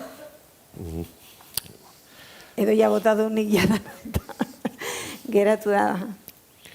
Bai, nik ez dakit, a ber, ez da titularra baina, komentario txiki bat, eta Pauloren, eusnarketa horri lotuta. A ber, gaur egon, Estatu Espainiarrean daukagun sistemaren arabera, gero eta mugatuagoa da, hori dirudi, da, Bernabeun jolastea, zelaia bera eta gure porteria zabala izan da, holase jolasten ari gara momentu honetan euskararekin. Nik uste dut, baldintzak aldatu behar dira, gaur egun daukagun hizkuntza sistemarekin euskara jakitea, ez da erabilgarria Madrilen orain, hori konpontzen ari da, eta baina euskara jakitea, Euskal Autonomia Erkidegoan Nafarroan ez da nahitaezkoa. Bizi daiteke euskarari gabe. Horri ere hausnarketa bat eman behar diogu. Eta nolabait aurrera bideak jarri behar ditugu horri begira. Euskara jakitea erabate erabilgarri izan dadin, guri gure gainean dauden instituzioak Europakoetan, Madrilkoetan, egon ditezken guztietan, eta Euskal Herrian bizitzeko euskara jakitea ere nahitaezko izan behar du. Nahitaezko izan behar du. Eta, ez da, titularra ez dakit zerreza, baina, nik esango nuke, bentsa jode aurrera jarraitu behar dugula, ezin gaitezke, ezer egin gabe ezin gaitezke geratu. Osea, horren kontzientzia bai izan behar dugu, ezer egin gabe ezin gaitezke geratu. Beraz, nahikoa da, privilegiatuta dagoen hizkuntza babestearekin, nahikoa da, horri stop, eta nolabait guk egin behar duguna da, gureari heldu, eta aurrera egin, eta hori, bentsat, gizartea nik uste dut egongo dela, bere zeran, dagokion tokian, eta orain politikoen txanda da. Politikoek ere jarri behar dute, kargu egin behar dira hontaz, eta aurrera pausoak eman behar dituzte. Nik titularra inigo urrutian hitz batzutatik hartuko dut. Ez naukan nahi ezer pentsatuta. Eta berak esan dago, eta nik uste dut arrazoi guztiz, Euskaren normalkuntza prozesuko zutabeak kolokan daude. Eta nik uste dut hori dela momentu honetako egoera. Eta haundira jokatu behar da. Haundira jokatu behar da, txikira jokatu dugu eta gabiltz jokatzen, eta jarraituko dugu jokatzen, baina jokalekua honek ez digu balio. Aldatu egin behar da. Aldatu egin behar dira parametroak, eta normalkuntzak jarraitu dezakegu, baina ez gara iritsiko helburu bezala markatuak dauden gauza guzti horietara. Momentu honetan ez bederen. Bale, hemen David euli bat dabil dantzaka. Hori da, izorratzen. Uste dut, aberatsa izan dela, eta egin behar duguna da aurrera. Ziur elkarri ikusiko dugula Bilbon, azaren lauean, eta goaz danok, Euskara babestera, eta benetako estatus eta gure eskubideak benetan babestuak izatera eskatzera. Eskerrik asko guztioi.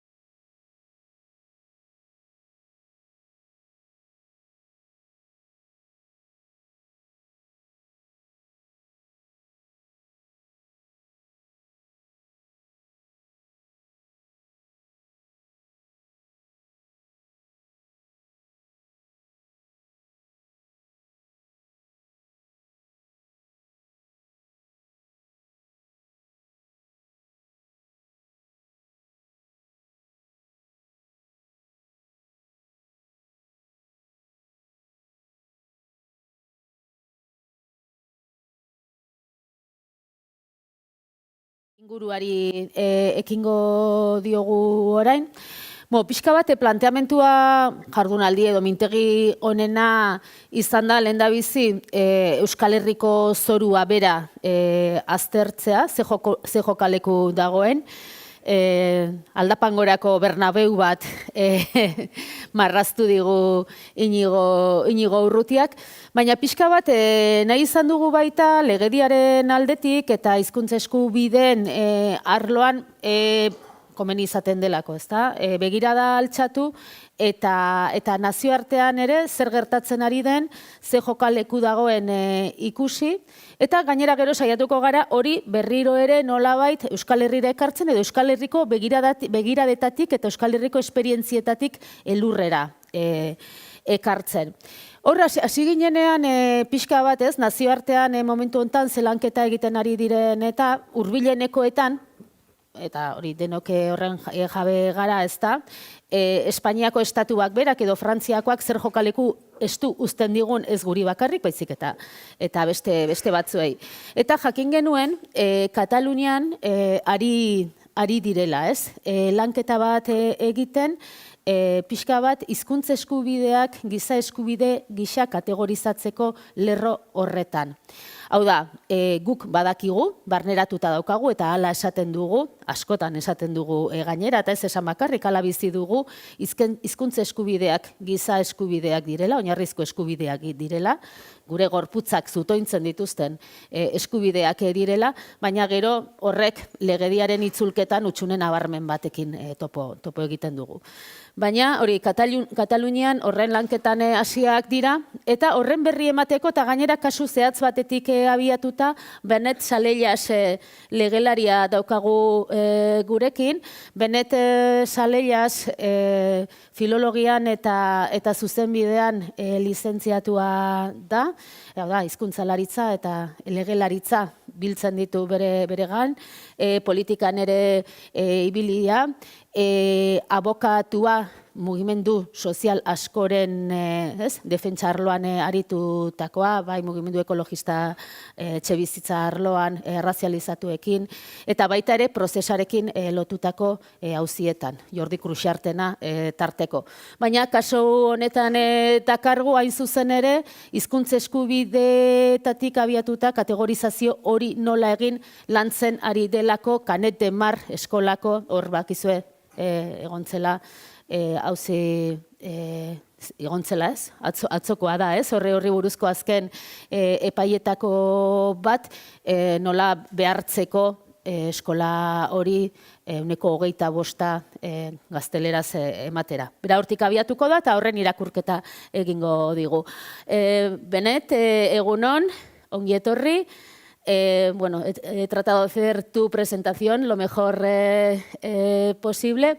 Entonces, bueno, te damos la palabra para que nos expongas, bueno, todo lo que nos tienes que explicar y argumentar en ese sentido de categorización de derechos lingüísticos como derechos humanos. O sea, que la palabra cuando quieras. Vale, muchas gracias y buenos días a todos. Acordamos al final de celebrar esta charla o esta exposición en castellano para facilitar, digamos, para obviar una traducción. Y bueno, lo primero que quería deciros era que os agradezco muchísimo la invitación, que yo creo que tenemos como mucho trabajo pendiente entre las distintas lenguas minorizadas en Europa y concretamente las que existen en el Reino de España, de trabajo conjunto para unir esfuerzos, debates y proyectos. Y para mí es un privilegio poder participar en estas jornadas vuestras hoy, aportando nuestra experiencia en Cataluña. Especialmente lo que voy a hacer va a ser intentar dar algunas ideas sobre la cuestión de los derechos lingüísticos a partir de un caso concreto del que precisamente esta semana, hace 2 días, teníamos ya la sentencia, pero que se ha venido desarrollando en los últimos 2 años, que es el caso de la Escuela de Altura del Drac de Canet de Mar. Quería empezar la charla exponiendo una hipótesis, la que es nuestra hipótesis de trabajo, que consiste en plantear que los derechos lingüísticos son derechos que son colectivos, que son derechos que se encuentran en proceso de incipiente configuración internacional y que son derechos que tienen especial dificultad en el contexto en el que nacen, porque siempre aparecen en contextos de plurilingüismo o, digamos, en estados y en contextos que no son monolingües y que, por lo tanto, tienen que pelear también con un poder judicial que muchas veces no tiene esa sensibilidad lingüística porque goza, ¿no?, de una dificultad de monolingüismo. La primera idea, estas son las tres ideas un poco que caracterizan a nuestro entender la cuestión de los derechos lingüísticos. La primera idea que quería desarrollar, esta de que los derechos lingüísticos son derechos colectivos, me obliga un poco a ir algo atrás, ¿no? Desde que se configuraron la idea de derechos humanos, se han venido desarrollando mucho la idea de derechos individuales, ¿no? Cuando se promulga la declaración en su momento, ¿no?, la Declaración de Derechos del Hombre en la Revolución Francesa y toda esa evolución, siempre se ha venido hablando de unos derechos de primera generación que fueron derechos sobre todo del individuo frente al Estado, ¿no? De derecho, pues, a no acabar detenido, derecho, ¿no?, a no acabar torturado, por lo tanto, a barreras que se le reconocían al poder del Estado en relación al individuo. Frente a esos derechos de primera generación, más adelante, especialmente después de las constituciones que se elaboraron después de la Segunda Guerra Mundial, empezó a hablarse de unos derechos de segunda generación más de contenido prestacional, ¿no?, de derechos que el individuo, el ciudadano, podía exigir al Estado, un derecho a la educación, un derecho a la sanidad, un derecho a las pensiones, ¿no? Y finalmente se han construido lo que se ha llamado los derechos de tercera generación, que son derechos que no parten de una visión estricta de un individuo frente al Estado, sino de una visión más colectiva, ¿no? Que lo que se pretende es proteger aspectos, dimensiones de la vida que tienen una naturaleza colectiva, como puede ser, por ejemplo, el medio ambiente, ¿no? El derecho al medio ambiente no es un derecho de un sujeto al medio ambiente, sino que es un derecho de todos al medio ambiente. Estos tres niveles de evolución de los derechos han venido recogiéndose, ¿no?, en cada uno de los textos que se ha venido elaborando, ¿no? Y por lo tanto, en el momento en el que se configuró la Declaración Universal de Derechos Humanos, que es un poco el texto que ahora siempre tenemos en cuenta cuando hablamos de derechos humanos, pues estos derechos de tercera generación todavía no habían sido pensados, ¿no?, elaborados y aprobados. Y eso hace que muchas veces tengamos dificultades para hablar de estos derechos más colectivos en el marco de los derechos humanos. En cualquier caso, cuando hablamos de derechos lingüísticos estamos hablando de esto, de derechos que son colectivos, que son derechos que no pertenecen a un sujeto, sino que son derechos que pertenecen, digamos, a una comunidad lingüística, a una comunidad de hablantes de una lengua y que por lo tanto tenemos el derecho, ¿no?, a que se proteja la posibilidad de seguir utilizando y que siga existiendo esa comunidad lingüística. Este aspecto colectivo del derecho yo creo que luego, como veremos, aporta a algunos aspectos muy, muy especiales a la hora de abordar su protección. Pues bien, esta es la idea, derechos colectivos incipientes en el ámbito internacional y con mucha dificultad en el aspecto jurisdiccional. Decía que quería utilizar un poco como hilo el caso de la escuela del Turó del Drac en Canet de Mar, en Barcelona. Es una escuela en un pueblo de costa de la provincia de Barcelona que se planteó hace 2 años un conflicto judicial a partir de que un padre planteó una demanda ante el Tribunal Superior de Justicia de Cataluña para modificar el régimen lingüístico que tenía la escuela para que su hija pudiera estudiar en otras condiciones que las que se venían desarrollando. Supongo que lo conocéis, pero muy rápidamente, ¿cuál es el marco jurídico y de desarrollo del sistema educativo obligatorio de primaria en la Comunidad Autónoma de Cataluña? Hablamos que es siempre un sistema de conjunción lingüística, digamos, a diferencia del vuestro y del valenciano, en el sentido de que todos los alumnos pasan por el mismo, por el mismo sistema, no existen líneas, por lo tanto es un sistema conjunto de conjunción lingüística que se caracteriza por ser un sistema de inmersión lingüística en el sentido de que la lengua vehicular que se utiliza únicamente es el catalán y que por lo tanto solo se imparten en una lengua distinta al catalán, la lengua castellana y la lengua inglesa, ¿no? El resto de asignaturas tienen que ser en lengua catalana. Este es el modelo que se empieza a implementar en los 80 con la Ley de Normalización Lingüística, que se juridifica totalmente a partir de la Ley de Política Lingüística del 98 y que se va repitiendo posteriormente en otras leyes autonómicas sectoriales, como la Ley de Educación catalana, y que en principio durante los 80, los 90, incluso una parte de los 2000, el Tribunal Constitucional, a pesar de que todas esas leyes siempre fueron impugnadas, evidentemente, nunca planteó que este modelo fuera directamente inconstitucional. ¿Vale? Pues bien, en este contexto, un padre solicita que quiere que, en atención a la doble oficialidad que existe en Cataluña de catalán y castellano, quiere que su hija estudie la mitad de las asignaturas en catalán y la mitad en castellano. Y lo que hace el Tribunal Superior de Justicia, antes, como sabéis, tiene que sustanciar un proceso, entonces adopta unas medidas cautelares al principio del proceso para regular cuál va a ser la situación de la clase de la niña mientras se tramite el proceso, y ya en esas medidas cautelares establece el 25% de enseñanza obligatoria en castellano de todas las materias que se impartan que no sean materias lingüísticas, ¿vale? Esto es digamos,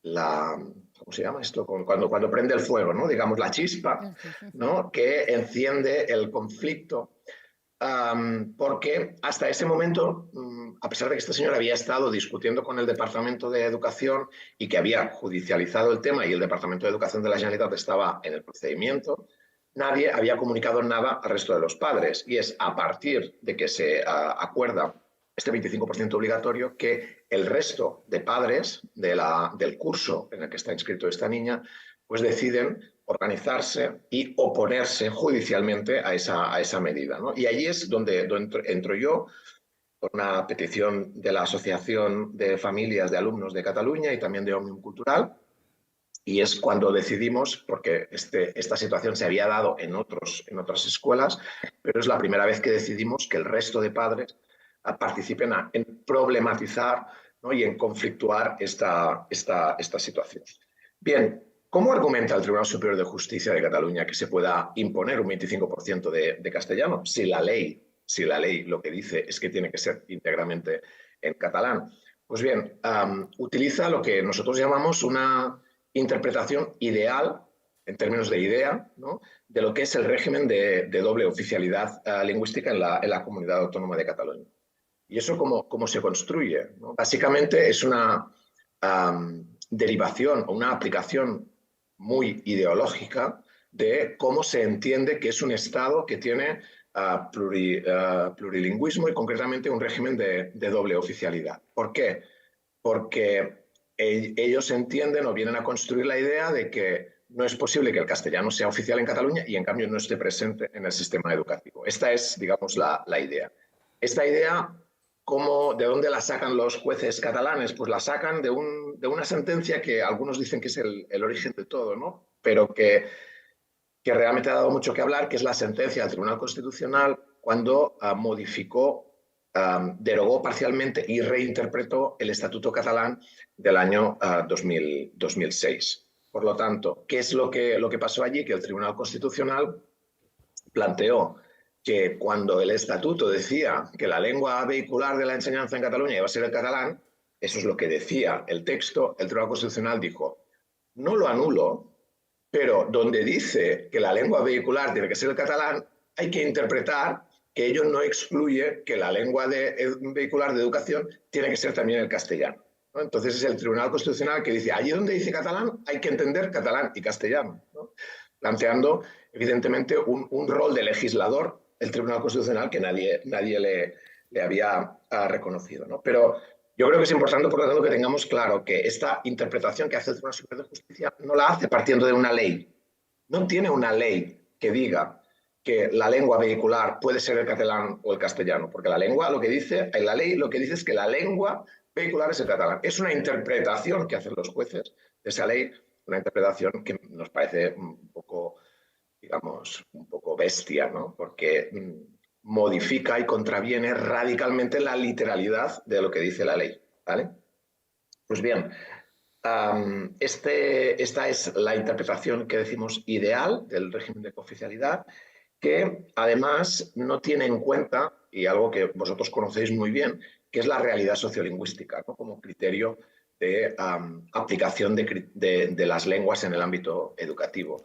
Para nosotros, en una situación además como la actual, en la que el catalán está en proceso que está reduciendo su presencia pública como lengua de uso social, que va reduciendo esa presencia, tener un espacio único en la sociedad como es la educación, que no existe otro igual, en el que el catalán pueda tener una cierta hegemonía, es algo absolutamente imprescindible para que el catalán pueda continuar, si no yendo para atrás, manteniendo, ¿no? un mínimo de presencia de uso social e intentar ir ganando nuevos parlantes en el futuro, ¿no? Este elemento de la sociolingüística es algo que el tribunal nunca tiene en cuenta, no tiene en cuenta, ¿no? En que en el resto de ámbitos de la vida, en el ámbito comunicativo, en el ámbito judicial, en el ámbito cultural, en tantos otros ámbitos, el castellano es absolutamente hegemónico, ¿no? Y que por lo tanto es necesario que existan estos espacios como para ir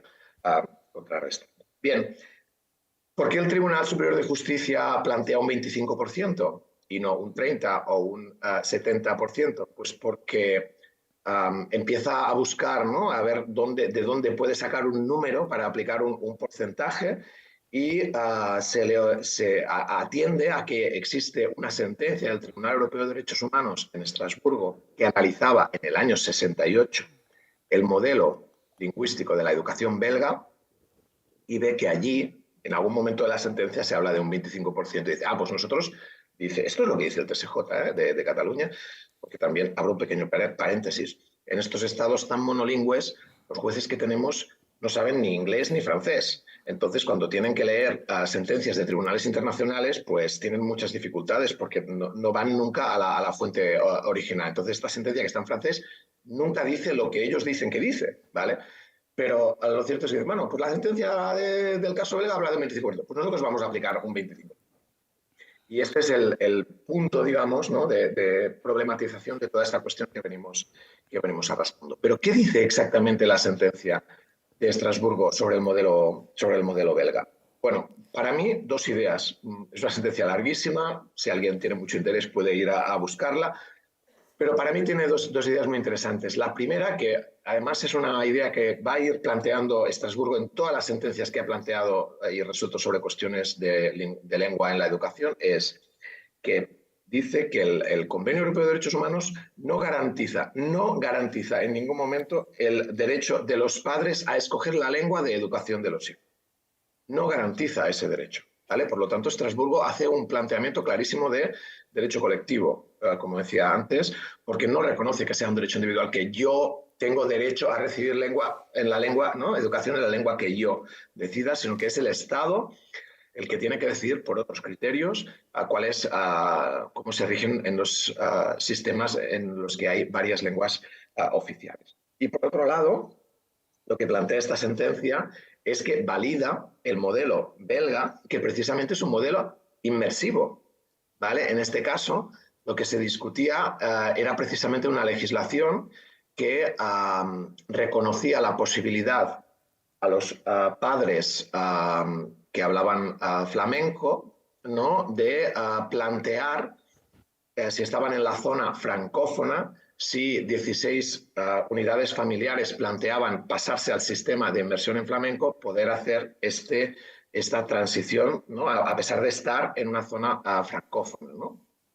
Y, en cambio, no se reconocía esa posibilidad a las familias francófonas que se encontraban en territorio, digamos, teóricamente, administrativamente adscrito a zona lingüística flamenca, ¿no? Entonces, Estrasburgo dice, bueno, esto es una discriminación entre una comunidad y otra que sí que hay que corregir, ¿vale? Pero lo que es el modelo inmersivo, ¿vale? Que era que se hacía toda la educación o en francés o en flamenco en función de la zona en la que se encontraba de Bélgica, es un modelo que es válido y que es perfectamente compatible con el Convenio Europeo de Derechos Humanos. Por lo tanto, cuando se cita tanto esta sentencia del modelo belga, lo que se está es validando precisamente el modelo que era punto de partida, en nuestro caso, en Cataluña. Bien, aparte de esta sentencia y de otras que ha dictado Estrasburgo, ¿cuál es la regulación internacional que nosotros tenemos de esta materia?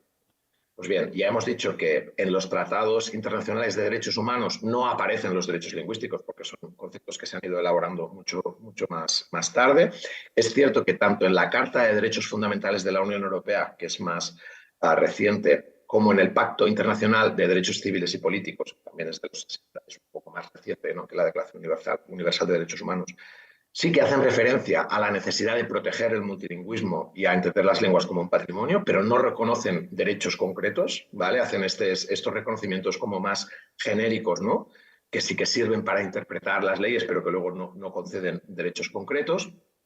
Y el texto que para mí o para nosotros es absolutamente referente e importante es la Carta Europea de Lenguas Regionales y dice textualmente minoritarias, ¿no? Seguramente debería decir minorizadas, pero este texto, del que varios estados europeos forman parte, entre ellos el Reino de España, es un texto que sí que reconoce derechos lingüísticos a las comunidades de parlantes de lenguas que están minorizadas. En el caso del Reino de España, cuando suscribe el convenio, reconoce específicamente que cuando se habla de lengua minorizada se está hablando del euskera, del catalán y del gallego. Y es muy importante porque en el artículo 8 de este convenio se prevén varios modelos lingüísticos en el ámbito educativo y cuando España firma este convenio reconoce que la forma que hay que interpretar ese artículo 8 en relación al vasco, al gallego y al catalán es en el derecho a tener una educación íntegramente en la lengua minorizada. Por lo tanto, hay varios niveles de protección y España suscribe el máximo, ¿vale? Y por lo tanto, partiendo de ese texto, nosotros podemos alegar que existe un texto internacional que valida nuestro modelo de educación inmersiva. Sabéis que los tratados internacionales pues, no son cualquier cosa. La Constitución española dice en su artículo 96 que los tratados internacionales suscritos por España tienen valor de ley. Quedan vigentes en el ordenamiento jurídico como si fueran una ley, ¿no? Sin embargo, estos derechos lingüísticos que aparecen en la Carta Europea, que son ley en nuestro sistema jurídico, no tienen reconocida una jurisdiccionalidad propia. Eso quiere decir que no tienen previsto, como sí que pasa con la Carta Europea de Derechos Humanos, ¿no?, con el convenio, que sí que tienen unos tribunales específicos europeos en Estrasburgo o en Luxemburgo que pueden acabar, ¿no?, resolviendo sobre esta cuestión. En relación a la Carta Europea de Derechos Lingüísticos no tenemos un tribunal. Entonces eso significa que tienen que ser los tribunales internos los que tienen que aplicar esta carta. Pues miren, en el Tribunal Superior de Justicia de Cataluña, en todas las sentencias que se han dictado, que ahora ya llevaremos pues quizá más de 20 en los últimos años sobre el tema lingüístico, nunca se ha citado la Carta Europea de Lenguas Regionales y Minorizadas, a pesar de que, por ejemplo, en la sentencia del caso de Canet, nosotros la alegamos expresamente, hemos alegado esta carta en todos nuestros escritos. Y, en cambio, el tribunal no la ha recepcionado, ¿no? Esto es muy decepcionante porque es un fraude, ¿no?, a la idea de firmar tratados internacionales si luego no pueden ser aplicables, pero tiene que ver con una posición claramente activista del Poder Judicial español en Cataluña. Por ejemplo, en vuestro caso, sí que hay que decir que, por ejemplo, la Audiencia Provincial de Vizcaya, en un momento concreto, partiendo de esta Carta Europea de Lenguas Regionales y Minoritarias, planteó una cuestión de inconstitucionalidad sobre cómo había que interpretar la Ley Orgánica del Poder Judicial a la hora de celebrar los juicios en euskera, precisamente a partir de esta carta. Yo creo desde una asunción de la propia Audiencia Provincial de Vizcaya, pues muy pro-euskera, ¿no?, digamos, en este tema. Esto en Cataluña no ha pasado y, digamos, es un texto que prácticamente no se cita por los tribunales españoles. Por lo tanto, como decíamos, ¿no?, si no hay jurisdiccionalidad de los derechos, pues estos derechos se convierten en parias, ¿no?, del derecho, porque al final no tienen dónde ir a pedir amparo ni dónde ir a pedir protección y, por lo tanto, son derechos que no tienen fuerza como fuerza jurídica, efectividad, y por lo tanto son inútiles. Esto es especialmente sucede en contextos plurilingües con poder judicial monolingüe, como os estaba planteando. Yo no quiero alargarme mucho con esto porque ya es una cuestión ya que va mucho más allá de la cuestión de los derechos lingüísticos exclusivamente, pero es evidente que al menos nosotros en Cataluña tenemos un especial problema con el origen y la extracción territorial de los jueces y magistrados que ejercen en Cataluña, que no hay jueces catalanes de origen, digamos, ¿no? Por lo tanto, esto condiciona muchísimo cómo la aproximación judicial que se hace a estas cuestiones. Por ejemplo, el Tribunal Superior de Justicia de las Islas Baleares, donde sí que hay más tradición y más extracción de magistrados de las propias Islas Baleares, ha dictado en relación a la cuestión de las lenguas en la educación sentencias totalmente distintas a las que ha dictado nuestro Tribunal Superior de Justicia, a pesar de que la legislación de las Islas Baleares es mucho menos protectora o está mucho más abierta a distintos modelos y no es tan partidaria de un modelo de conjunción como el modelo de la Comunidad Autónoma de Cataluña, ¿no? Y, sin embargo, allí han tenido resoluciones radicalmente distintas a las nuestras porque los jueces son catalanoparlantes o buena parte de los jueces lo pueden ser en las Islas Baleares y eso no sucede en el tribunal con sede en Barcelona.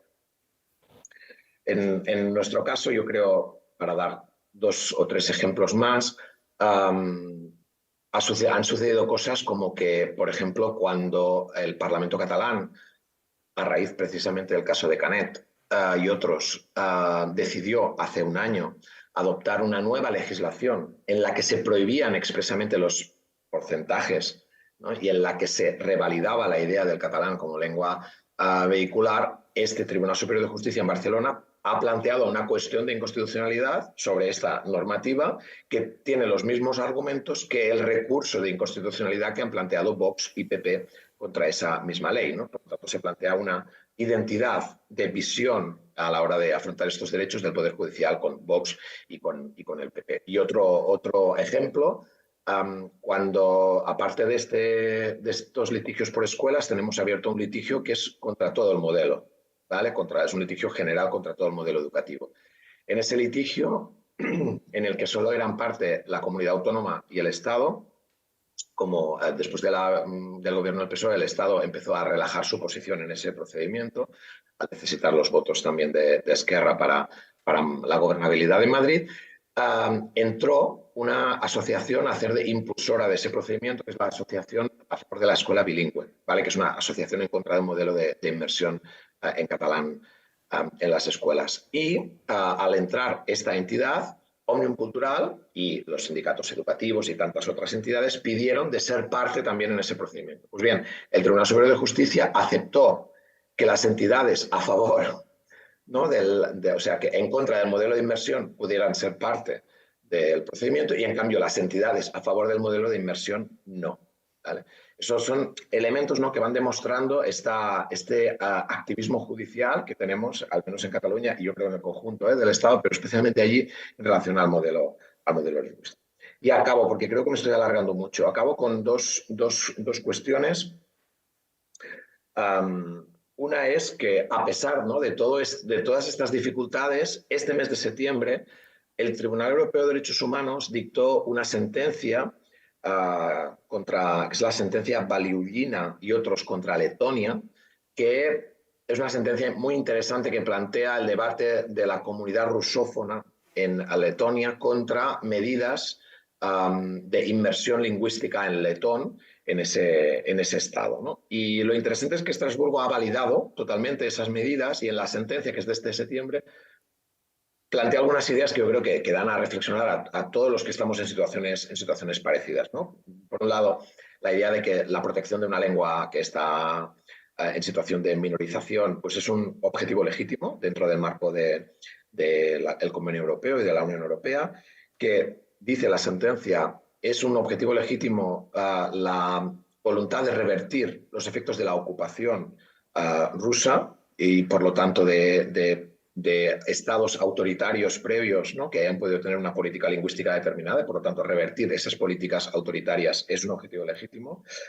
Hay que garantizar el conocimiento de todos los alumnos en el sistema educativo de todas las lenguas oficiales y, por lo tanto, si la lengua oficial es el letón, los chicos y chicas de familias rusófonas tienen que acabar el sistema con pleno conocimiento del letón. Es muy importante es a valorar un sistema que es conjunto, que tiene conjunción lingüística, como es el caso del letón y del catalán, y por lo tanto valida el modelo letón con algunas ideas que yo creo que son exportables a nuestros respectivos modelos. Acabo.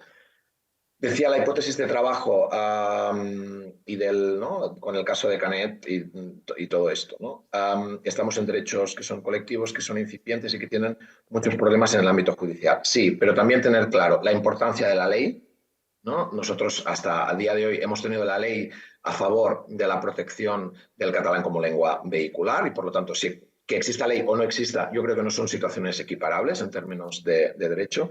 La importancia de plantear el conocimiento de las lenguas oficiales plenamente por todos los alumnos al final del sistema educativo es un objetivo legítimo y en nosotros lo que hemos demostrado en el procedimiento de Canet a partir de varios estudios que precisamente comparan el modelo catalán con el modelo valenciano, con el modelo vasco de la Comunidad Autónoma Vasca, es que el sistema que mejor garantiza que todos los alumnos acaban con el pleno conocimiento y capacidad suficiente en las dos lenguas es el modelo de inmersión plena.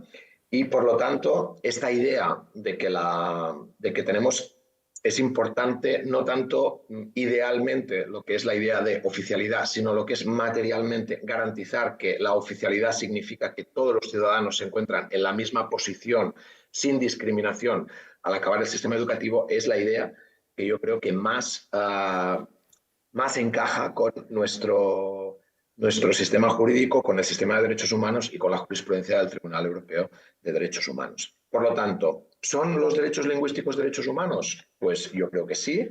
Lo son porque están en ese proceso incipiente de juridificación como derechos humanos. Lo son porque tratan de un aspecto tan humano como es el aspecto de la lengua y de la expresión mediante un código lingüístico concreto. Y sobre todo lo son porque en el ámbito del derecho siempre habíamos entendido a los derechos fundamentales, estos derechos humanos, ¿no? como un dique de contención del Estado para proteger situaciones, digamos, ¿no? en que el ciudadano está vulnerable frente al Estado, ¿no? Los derechos humanos o los derechos fundamentales siempre contienen esta idea de desigualdad, de poder entre opresor y oprimido, ¿no? Un poco. Y por lo tanto, en el ámbito lingüístico me parece muy evidente que esta asimetría existe entre lengua fuerte, ¿no? y lengua minorizada. Y por lo tanto, si aceptamos que eso existe, que es una realidad, proteger mediante derechos a los parlantes de las lenguas minorizadas es evidentemente también un ejercicio y una protección en el ámbito de los derechos humanos. Pues nada, muchas gracias. Eso es todo lo que os quería contar.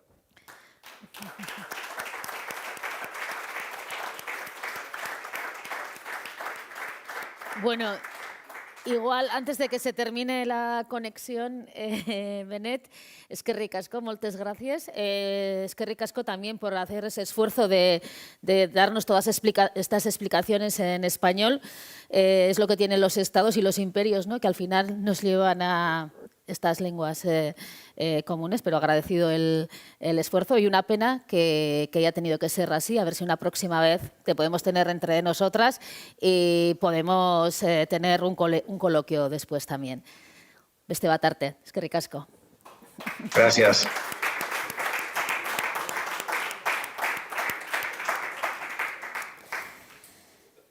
Bueno.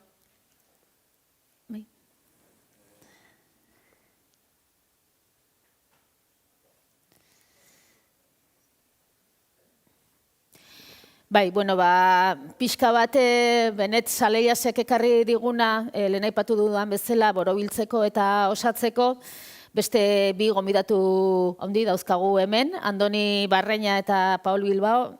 Ni hemen geratuko naiz? Bai, eta bai.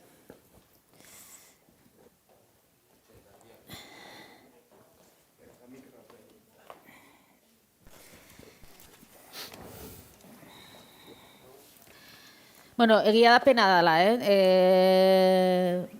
Benet Saleias hemen ez izatea eta ez aukerarik izatea, ari galderak egiteko eta iritzia partekatzeko arekin ere, baina, bueno, urrengo batean ia posible dan. Bueno, pixka bate benetzaleia zena entzun da, asmoa lehen aipatu dudan bezala bada ikustea, berak ekarri digun hipotesi edo argudio horrek ze balio izan dezakeen Euskal Herriko begiradatik, baina munduari begiratzen dioten bi begiradatatik. Ez da, horregatik dauzkagu hemen Andoni Barreña eta Paul Bilbao. Andoni Barreña filologian doktorea, hizkuntz jabekuntza prozesuetan hainbat ikerketa eta ekarpene egindakoa, baina gaur propioki Garabiden egiten duen lanagatik daukagu hemen. Garabiden hizkuntz lankidetzan, hain zuzen ere, Europaz besteko lekuetan, Afrikan, baina batipat Amerikan, erdialdeko eta Hego Amerikan. Hau da, askotan guk ezagutzen ditugunetatik, baita hizkuntza auzien arloan, oso bestelakoak diren errealitate batzuetan. Eta horixe iruditu zaigu interesgarria, ez? Jakitea, kategorizazio honetaz ari garenean, hizkuntza eskubideak, giza eskubideak, beste leku batzuetan, ze oso begirada eurozentrikoa izateko arriskua ere badaukagu, ez? Alakoetaz jarduten dugunean.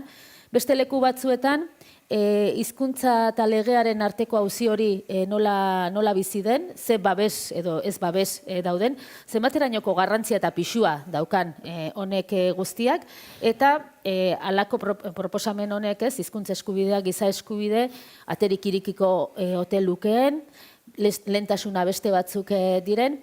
Beraz, bueno, hitza zuretzako Andoni. Egunon guztioi, hemen Euskal Negua hasten den egunean edo hasi egiten eizen egunean, eskerrik asko konbiteagatik, eta, lehen zelaik esan du gurea panorama latza dela, noski, onartzen dut hori izango nuke lar latza dela, baina herri indigenek oroar latza esezik panoramarik ere ez dute. Ez da, maila honetan behintzat. Suposatzen dut zer den Garabide badakizuela, gual egintzen gara gure bizi berritze prozesutik sortu ditugun baliabideak eta metodologiak eta esperientziak partekatzen, ez pentsatzen dugulako eredu badaukagula, baizik eta ekarpenak izan ditzakegula eurentzat. Badakigu herri bakoitza bere bidea egin behar dauela, eta hori alegintzen gara bultzatzen. Eskara adituak lege kontuetan, ez diogu lehentasunik gure ekintzetan honi ematen, eta egia esan da, aurrez aurre ere eskara inoiz aurkitu olako egoera, legeak zigitzen duen egoera batean. Esan duzun moduan, mugatuko naz abiaialara edo Ertamerika eta Amerikako esperientziara, Marruekosen eta Turkian baditugu baita ere eginkizun batzuk egin ditugu, baina, suposatzen dut Marruekos eta Turkia lege kontuetan ez dela askorik aipatu behar, ez da.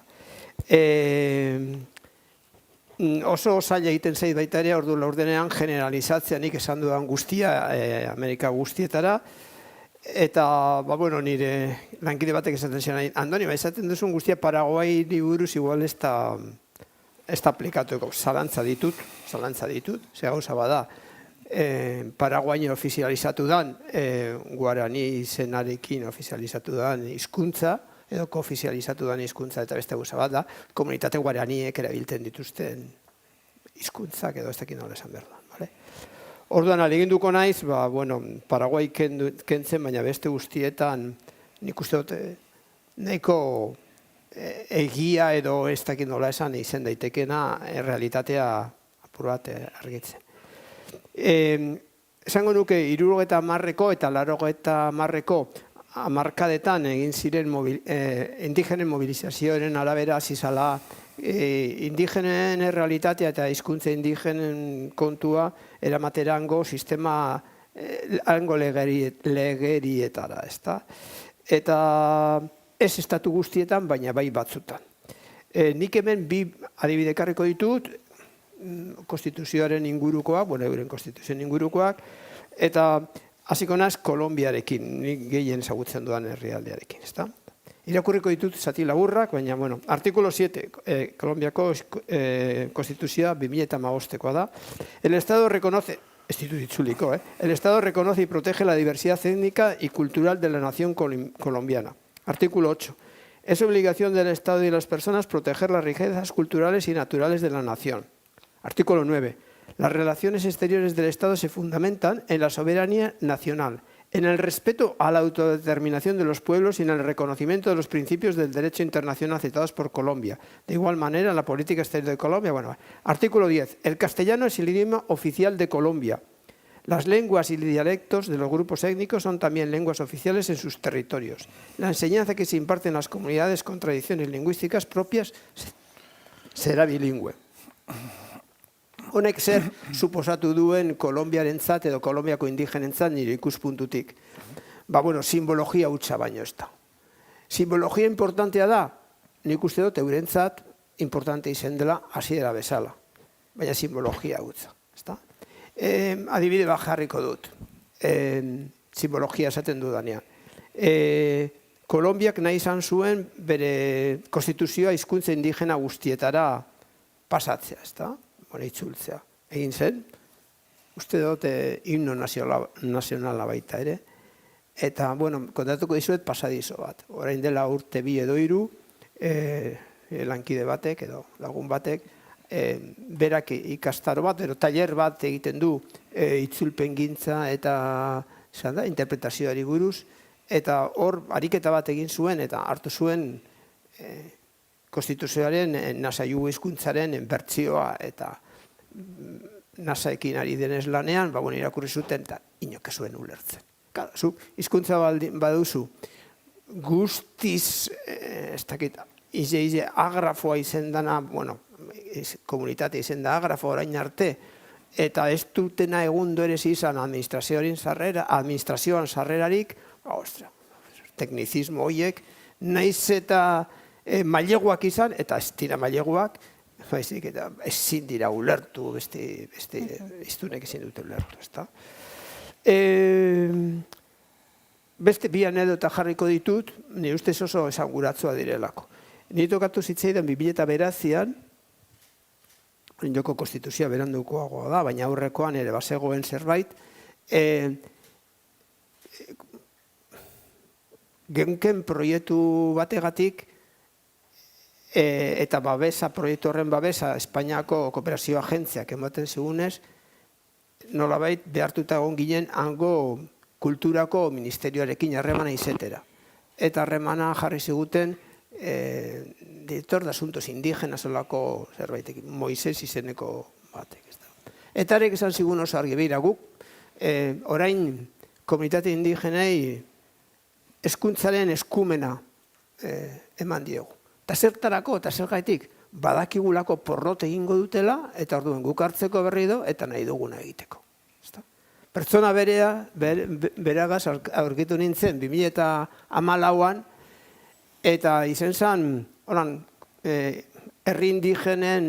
Kolonbiako herri indigenen bilera bat, eta tipo hau etorri zen, eta izugarrizko bronka botazien danon aurrean, nonbait Kolombia diru poltza handi bat duelako, herri indigenen kultura eta hizkuntzei, ez dakit, ekimenak eta bultzatzeko, eta ez zelako inor aurkezten inolako proiektuarekin nolako poltzara ez da. Nola aurkeztuko dira? Ez dakit egiten. Nok formatu ditu hori egiteko. Hemen, zuk ere, ez duzu ja lizentziatura bat behar, baizik eta maestria bat behar duzu, hemen ere, horako proiektuak egin alizateko, haiek nola egingo dute, ez da? Hori da, nolabait hori, ez da? Kolombian, movimentu indigenak, baldintza batzuetan, badute aukera, eukiteko nolabaiteko autonomia bat. autonomia bat, edo eskumen batzuk, eta eskumena dira bereziki justizian, lurraldearen zaintzan, osasunan eta hezkuntzan. Jarriko dut hezkuntzaren adibidea. Hezkuntzan zer egin zuten? Sortu zuten, educación bilingüe intercultural. Herri Amerikan ezberdina da izena, baina danetan sartzen da educación intercultural eta bilingüe terminoa sartzen dira. Eta zer da hau, zer lortu dute honekin? Bai, lortu dute sistema bat, nun, ez da eredua, asmatu behar dugu beste termino bat.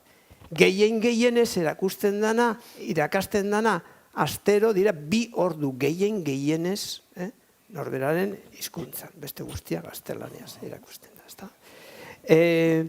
Zertan datza eurek eskumena izatea? Eurek eskumena izatea datza da, eure bai kudeatu dezaketela sistema, baina sistemak esaten dira izu. Zenbat ikasle dituzue zuek matrikulatuta zuen eskoletan?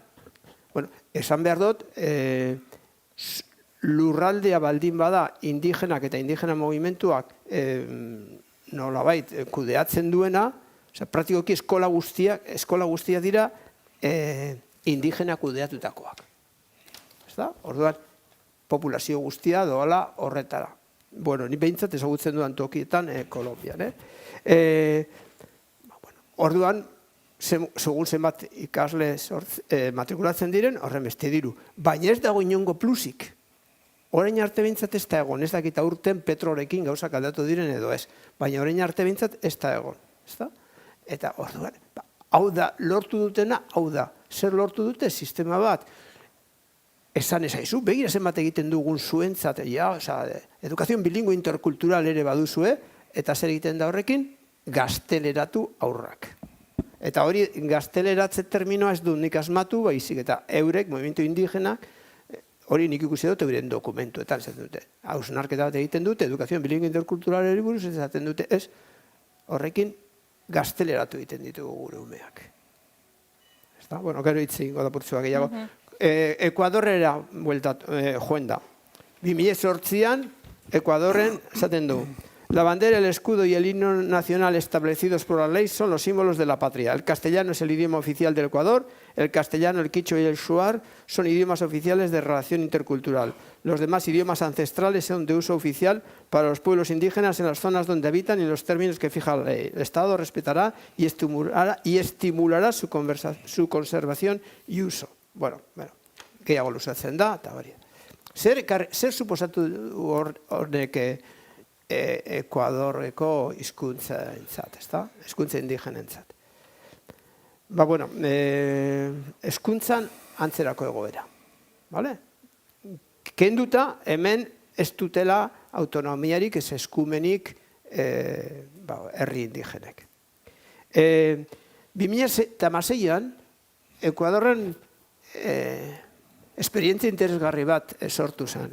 Izen zen, planteatu zela hizkuntza lege bat eztabaidatzeko parlamentuan.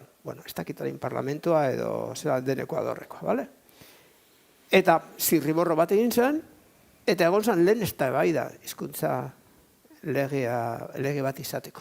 Euskal Herriko aditu bat egon zen hor, gainera zirriborro egin zuen taldea aholkatzen, ezta? Zer gertatu zen? Lehen eztabaida egon zara, hauteskundeak izan zirela, ustez agintean zegoen Korrearen partiduak irabazi zituen hauteskundeak, Lenin Moreno jarri zan, eta amaitu zan, prozeso guztia, ezta? Eten egin zan, dena. Sasoi horretan, zateterako, zegoen hizkuntza indigenen instituto bat, orain ez gogoratzen izena solan, ezta? Ni gogoratzen dut, Garabiden aditua antolatzen dugu urtero, eta eskatu ziguten, ia euretariko 3 etorri zitezkeen aditura, ezta? Adostu genuen, berandu egin diguzu eskaera, ja plaza guztia beteta ditugu, etortzekotan, ordaindu beharko zenukete bidaia, eta zure egonaldia guk, ikastaroa doain, adostu genuen, eta jasi ginean tramieteak egiten, eta mapatean erantzunik ez. Egun batetik bestera, desegin egin zuten institutua, zero. Anedotak asko ditute kontatzeko, baina oroar, edukazioen bilingue interkultural delakoak, ez du betetzen ez da 2 ordu astero, ez du materialik, ez du planifikaziorik, ez du eserrez. Eta hori da, nik ezagutzen ditudan bazter guztietan. Esan behar dut, 2023an, urrian gauz, ez da bai, urriaren 12an, Inbabura da departamento bat Ekuadorrekoa, eta Inbaburako departamentuan, viceprefekta elekto bat, aukeratu indute hauteskundetan, eta horri esker, lehen aldiz sartu kitxuaren erabilera administrazioan, behintzat, berari dagokion sailean. Lehen aldiz sartu du. Eta, nik uste dut oso aurrera paso importante dela simbolikoki. Ni egon nintzen, tokatu zaidalako horre egotea, hau da beste realitate bat, eta nire ustez importante da jakitea, nun dauden herri indigenak ulertzeko. Ni egon nintzen, orain dela 15 egun edo horrela, 12 baino lehenago, 15 egun baino gehiago dira, viceprefekta horre zuzentzen duen batzorde baten batzarrean. Eta viceprefektak esan ziren, berak hitz egin zuen kitxueraz, eta esan zuen, hemendik aurrera, kitxueraz egiten dena batzarrean, aktetan kitxueraz jasoko da. Eta animatzen zaituzte, hitz egiten kitxueraz, eta dakizer. Gu konbidatu moduan geunden gu, eta bertako erakunde, beze berritzik aleginetan ari dena, eta hitz egin genuen kitxueraz.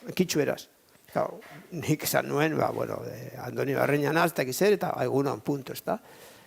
Eta gero, 8 ordezkari hau ezen aukeratutakoak, bakoitza udalerri desberdinetakoa, eta erdiak hitz egin zuten kitxueraz. Eta mestizo batek, parkatu, baina horrela erabiltzen dute, arek ere kitxuez egin zuen bere aurkezpena, eta viceprefektak esaten zigun, Andoni, es la primera vez que consigo que hablan en la reunión en kitxu.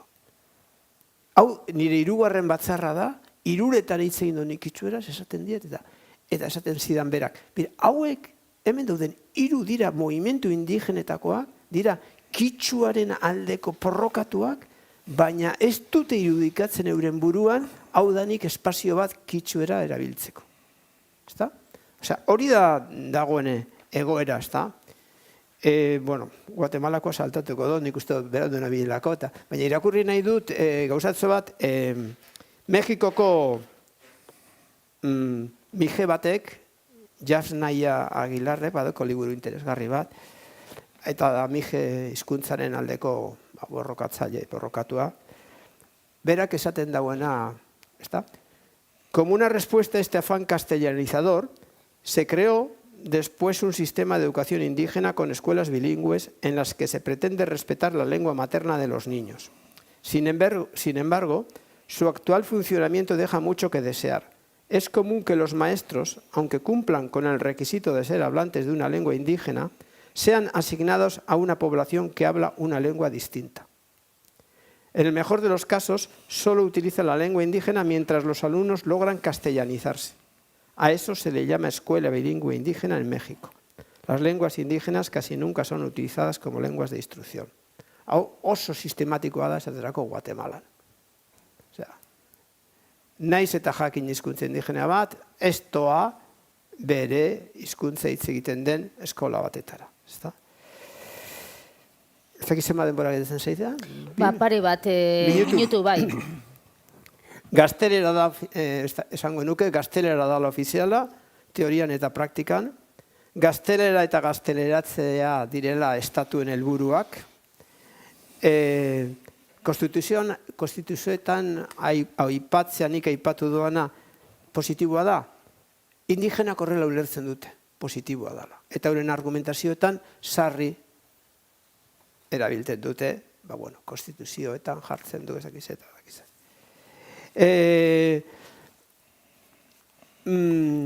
niri batzutan gertatzen dena da, pentsatzen dudala, kontrako argumento bat ere ematen diela askori, ez da esatea. Zertaz kejatzen zarete? Ja, hor, legeak hor daude, legeak aplikatzen dira, eta baduzue, hezkuntza sistema elebidun bat, ez da, hori, nik esango nuke oroar beste arazo bat ere badagoela, erakunde indigenak ere ez dute erabiltzen, hizkuntza indigenak euren antolamenduetan, euren ekintzetan. Batzutan aitzakia dira,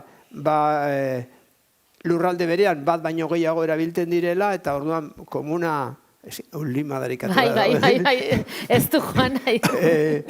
Hezkuntza komuna gaztelania dela, ezta? Eta beste alde batetik ez dutelako baliabiderik eta ez dutelako formakuntzarik, ezta? Ni apur bat harrituta geratu naiz, hamarkada ONU izena edo UNESCO, ONU, ezta? Egindako hizkuntza indigenen hamarkadak izan duen eragina. Eta egia da, eragina igual oso selektiboa eta elitean izen dela, baina izan du eragina euren artean. Eta berraktibatu egin dira, lokartuta edo zeuden batzuk.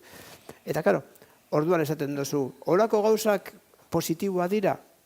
Positiboa dira. Badirudi positiboa direla, baina hasiera batean. Ez da gauza bada. Orain badute, eta badago beste kontu bat, eta da interkulturalidad terminoarekin.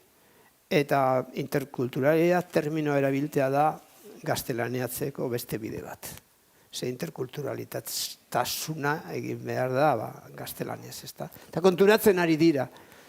Oroar, pastetzen zaiena da, dauden minoria aktiboei, badakitela zer nahi duten, baina ez dakite nola egin hori. Eta, klaro, guk 60 urteko, ez dakit 60 urte edo zenbat urtetako prozesua daukagun, ez da, baina, 60 urteko prozesoa guk hori izaten diogu gurei, eta horregatik daukanik hori buruan, behar izan dugu gauden tokira ailegatzeko, ez da. Eta guri askotan gertatzen zaigu bai, oso importantea da eskola, esan da murgilketa eredua, oso importantea da alfabetatze sistema edo metodologia on bat izatea, oso importantea da helduen irakaskuntza, euskalduntzea, ulertzen duzu, sistema bat egitea, ezta. Baina gero ez dakite nola eraiki hori, nola egin metodo bat, nola antolatu eskola bat. Eskola bat antolatzea horma batzuen barruan oso erreza da, problema da, zuk eduki behar duzun pedagogia, metodologia eta hori gauzak.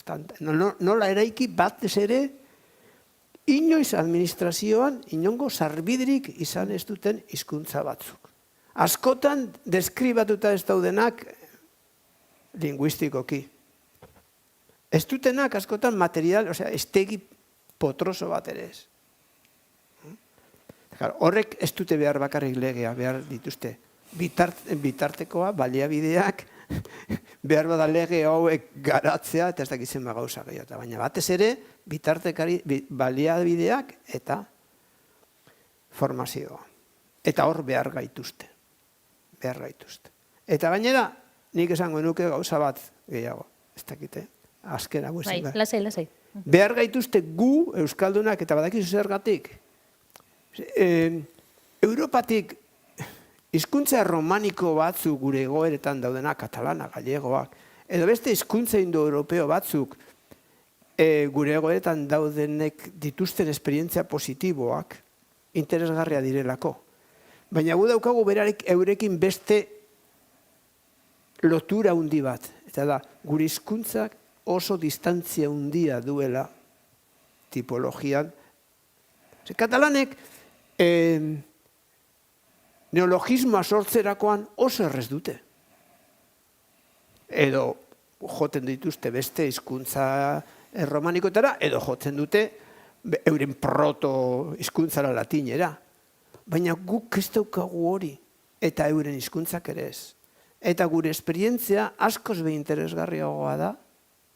Eta, nik ez dut esaten honekin katalanen, gallegoen edo ez dakin oren laguntza ez luketela beharko, baina esaten dut euskaldunena oso importantea dela.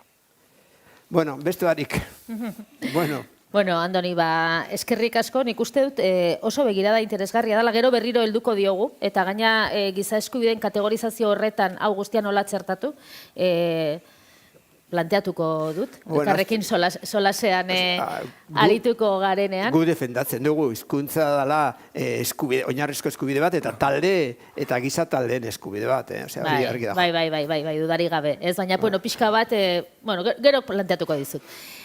Baina orain Paul Bilbao hori emango diote hitza, bera ere filologoa da, baina aski ezaguna horregatik ez ezik, hizkuntza eskubideen behatokiko zuzendaria izana dalako, kontseiluko idazkari nagusia ere bai, eta horren baitan hizkuntza eskubideen protokoloaren lanketa egokitu zitzaiolako, eta Europako sarearekin ere lanketa handiak egin dituelako, eta horretan aditu delako, ezta. Orduan, Pauli eskatuko diot pixka bat bere lurreratzea alde horretatik egitea, ezta. Hizkuntza eskubideen protokolo, hau da, hizkuntza eskubideak. Giza eskubideak, hizkuntza eskubideen protokoloaren lanketak eta Europarekin sarean aritzeak emandako esperientzia horretatik, noski? Euskal Herrira ekarrita. Hori ordu laurdenean. Gai jartzaile moduan, gai luze-luze. Hori guzti ordu laurdenean. Eta Paul ezagututa. Bueno, egunon, lehenbizi mila esker gonbidapenaretik. Egia esan oso interesgarri iruditzen nahi zaite gaur entzundako guztia. Igual, pena, urrengo batean bener gonbidatu beharko da. Benetan, igual nik esango dudan gauza askorekin, berak esandakoak, badakalako zer ikusia, gauza batzuetan beste ikuspegi bat dudalako, eta hori iruditzen zailen, zer gepatzen zuen elkaren zutearen kontu hori, eta alakoetan elkaren zun behar dugu. Niri gustatu zait, hitzaldiaren izenburu, ez da, hizkuntza eskubideak, giza eskubideak, aukera bat berdintasunerako benetan, giza eskubideen helburua, baldin bada ikuspegi individualetik, pertsonen duintasuna bermatzea, baina ikuspegi kolektibotik herritarren arteko bereizkeriarik ez egotea, azken finean giza eskubideak badira berdintasunerako aukera bat. Baina hemen zer arazo daukagu? Nor definitzen ditu hizkuntza eskubideak? Nor definitzen ditu giza eskubideak? Eta egia esan guk protokolaren lanketan hori izan zen gure lehenengo arazoa. Nire tesia, honek bat egiten dut, benetek esan duenean, hizkuntza eskubideak, giza eskubideak direla, nola ez, badakatela bere izaera individuala, bere izaera kolektiboa, eta berak aipatzen zuen,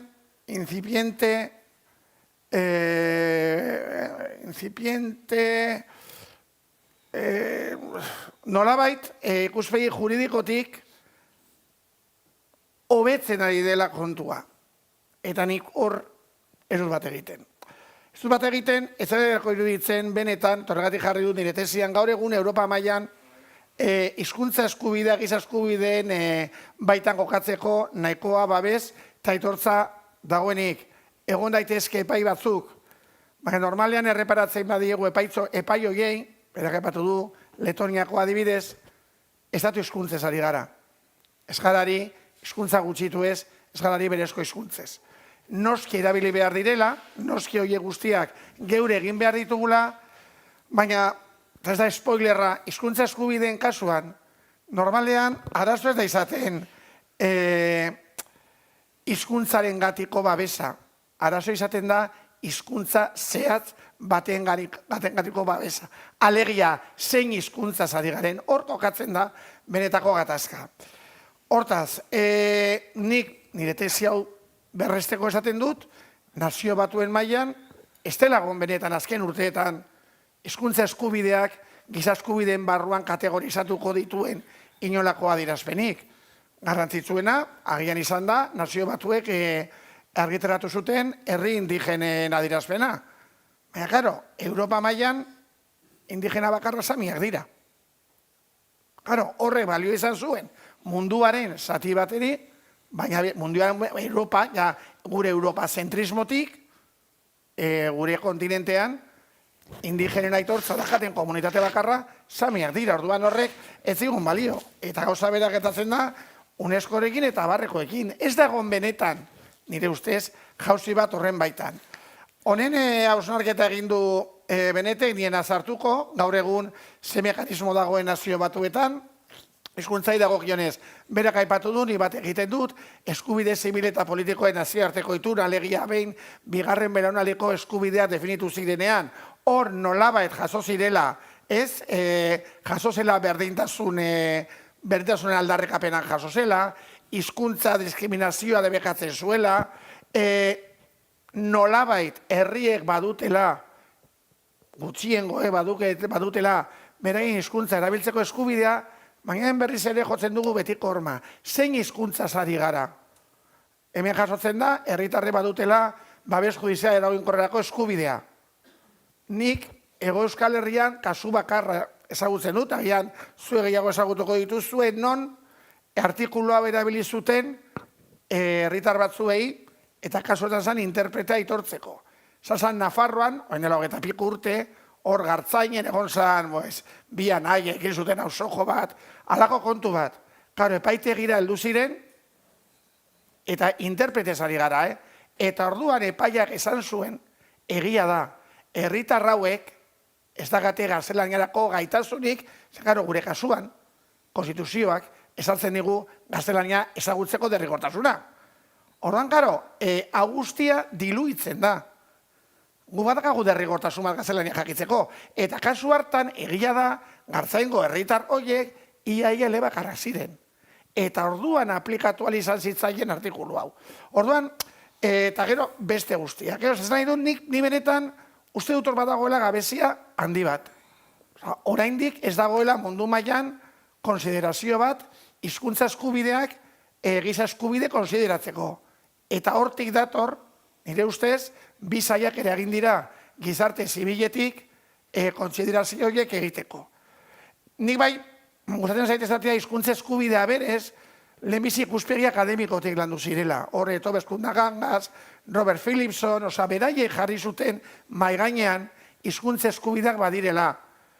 Eta, karo, hor beraiek desberdindu zuten zein diren oinarrizko hizkuntza eskubideak edonori, edonon aitortu eta bermatu behar zaizkionak, eta zein diren lurralde batean, hizkuntza dakan komponente bereizgarria beste giza eskubideekin konparatuz da lurraldetasunaren faktorea.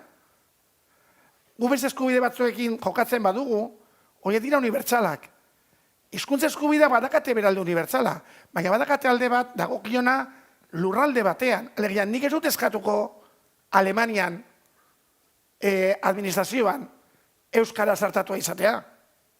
Nik Alemanian eskatuko dut, idurrerekin hitz egiten ari banaiz, eta euskaraz ari banaiz, niri inorez dakidan etorri, esanez, debekatuta dudala Alemaniaz lagun batekin euskaraz egitea. Bai? Eskubide unibertsala eta gero tokikoa.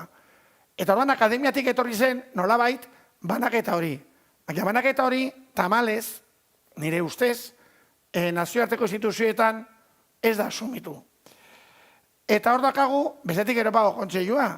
Eta hor ere, nire bigarren desadostasuna benetekin, berak esan duenean, erregio edo gutxiengoen hizkuntzen Europako gutuna, hizkuntza eskubideak aitortzen dituela.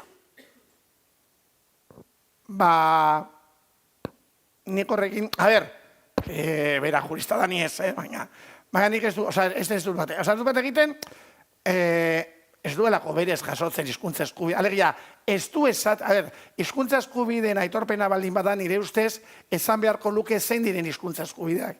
Eta gutunak ez du esaten zein diren eskubideak. Gutunak esaten du, proposatzen die, estatuei zer egin dezaketen hizkuntza aniztasuna bermatzeko.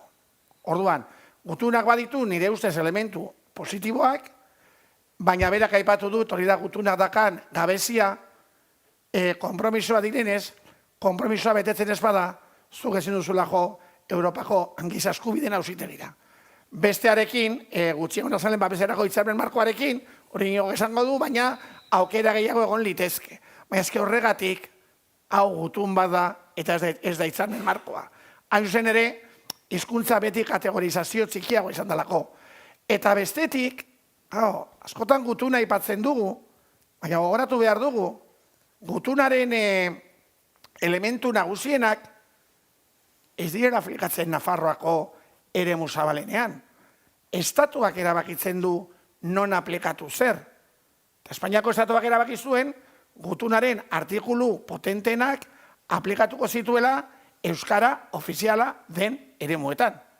Hortaz, Iruñan, kartaren 8/11 artikuluak ez dira aplikatzen. Saiakera eginda beti, eta lehenengo gomendioak Europako ministroen batzordetik hortiz etozen. Eta gero bestea hezkuntzarena hor ere, bai, Espainiako estatuak jaso zuen mailari gorenean. Ordan oso bitxia da, ebaluazioa daudenean, zuk irakurtzen duzu txostena, eta zoenak esaten du, bai, Kataluniako ereduak bat egiten du kartarekin.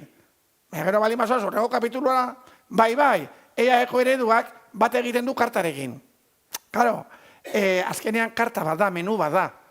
Orduan, egia da berresten duela Kataluniako eredua, baina aldi berean gutunak berresten du EAeko eredua. Horrekin, ez du esan nahi, ni beti izan nahi, kartaren oso defendatzailea, egon behar da, oain uste dut, onlarraldiarekin are gehiago, Europan jakin behar dute, zera egiten gertatzen hemen, ari direla, lehenea aipatu dago izan, ez? Ezimendu guztiak, zutabe guztiak, pitzatzen ari direla, eta hau, aukera bat da, kartaren bidez egitea, baina nire kezka horko katzen da. Eta gero, unaik aipatu du, nire dut hau, tatuatu egin behar dugula, ze artikulu hau, razikoren gutuna saltzen, baina artikulu hau lotzen zaie hizkuntza guztiei, berdin da ofizialak izan edo ofizialak ez izan, hau dalako 7. artikulua.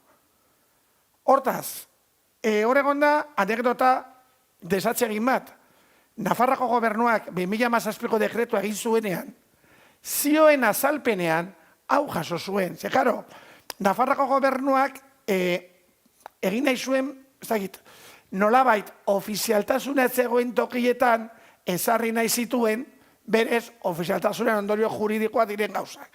Adibidez, berak jarri nahi zuen legez, eremu mistoan, errotuluak derrigorrez euskaraz eta gaztelaniaz egotea. Claro, ofizialtasunak hori berez bermatzen dizu, baina ez ofizialtasunak ez. Hori justifikatzeko beraiek hau erabili zuten. Bai? Auzitegiak UGT-ri esker, zauen esan behar da, liatzen az, baina, hemen oldarraldi batez hitz egiten dugu, baina herri honetan oldarraldi asko dago, ze hori UGT-ri esker gertatu zen. Teorian, beraien derazo bakarra denean, langileen perfilak, zuten ingelako lotzarik, artikulu hori ere, ebalio gabe zezatela eskatzeko. Orduan, horrez ere esan nahi dugu. Giza eskubideetan, eta hori izan da beti, gizarte eragileok izan dugun kezka. Baina, abestaldetik badago urrea. Eta urrea zein da, giza eskubideen diskurtsoa geure egin behar dugu. Borroko hori guk irabazi behar dugu. Marko hori, nire ustez, eta beti izaten dut, giza eskubideen markoan irabaziko dugu ikuspegi diskurtsibotik. Baina horretarako, ondo armatu behar dugu marko hori. Horren baitan, tortidatorien frentzua, egon zan, hizkuntza eskubide dekazio unibertsala, 86an, gizarte zibilak sustatua, eta lehenengo aldiz, artikulatu zen, hauek dira hizkuntza eskubideak, hauek dira sujetuak, hizkuntza komunitatea, norbanakoa. Lehenengo aldiz, gobernuz kanpoko erakundeek eta dituek, esan zuten, hau da, behar genuen artikulatu bat. Zei izan zen arazoa? Hori ere, bezetan behar da, memoria historikoa hor egin behar da. Norke blokeatu zuen guztia? UNESCOk. UNESCOk sustatu zuen, UNESCOn aldaketa egon zen, zergatik estatuak oso beldur zirelako. Alegia, Ez dakate arazorik, hori, hizkuntzari babesa oso ondo, maia sartzen garenean zein hizkuntza babestu behar den, hori da Europan gaur egun gertatzen dena. Hizkuntzen kontua dingeria Europako Batasuan, ez Europako Kontseiluan. Estatu ez esaten dute, ui, hori afera domestikoa da.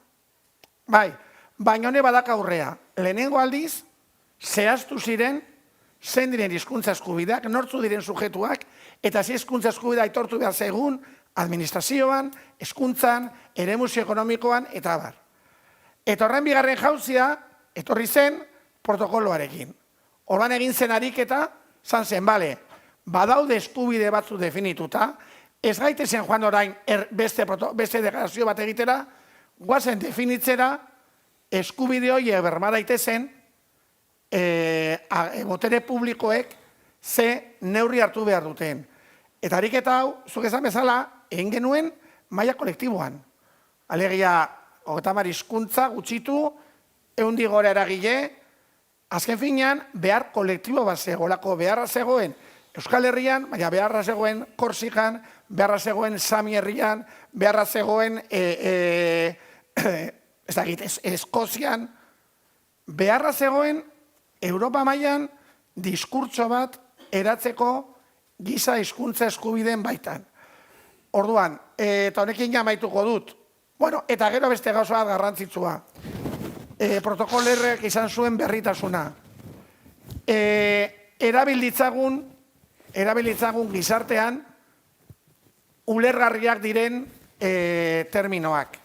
Eskubideak, bizikidetza, berdintasuna, justizia soziala, oreka, pax linguae bere garaian, lingua paxek atera zuen, protokoloak hori garri zuen. Guazen, zehaztera, neurriez gain, eskubidez gain, guztertaz ari garetze egiten. Ari garetze egiten honetaz guztiaz. Bai, zein da arazoa horra, ja maituko dut honekin. Hemen zein da kontua? Pues benetan, ariketa bat egin behar dugu, eskubideen diskurtso potente bat eraikitzeko. Zer ni benetan, hau ja honekin amaituko dut, ze uste dut hor dakago, hori dela gure markoa, hori ezin gara jauzi ez imposizioaren markoan ez, baina behar dugu, benetan, zergatik, ari direlako, beste batzuk oso argi daukate. Eta horrein hitz egiten dugu, entzuten dugu hizkuntza ez ikusteko aukeraz. Entzuten dugu gurasoek seme alaben hizkuntza, kasketa hizkuntza aukeratzeko eskubideaz. Entzuten ari gara, eta oso larria da, gure eskubidea administrazioarekiko dela, gu administraziora joan, eta langileak ulertzen bagaitu nahikoa dela. Eta eskubideek binorantza daukate, aktiboa eta pasiboa. Ba, eske batzuk ari dira diskurtso horiek elekatzen oran nire ustez, hausnarketa bat egin behar dugu, ze edukia badugu, edukia adostua daukagu.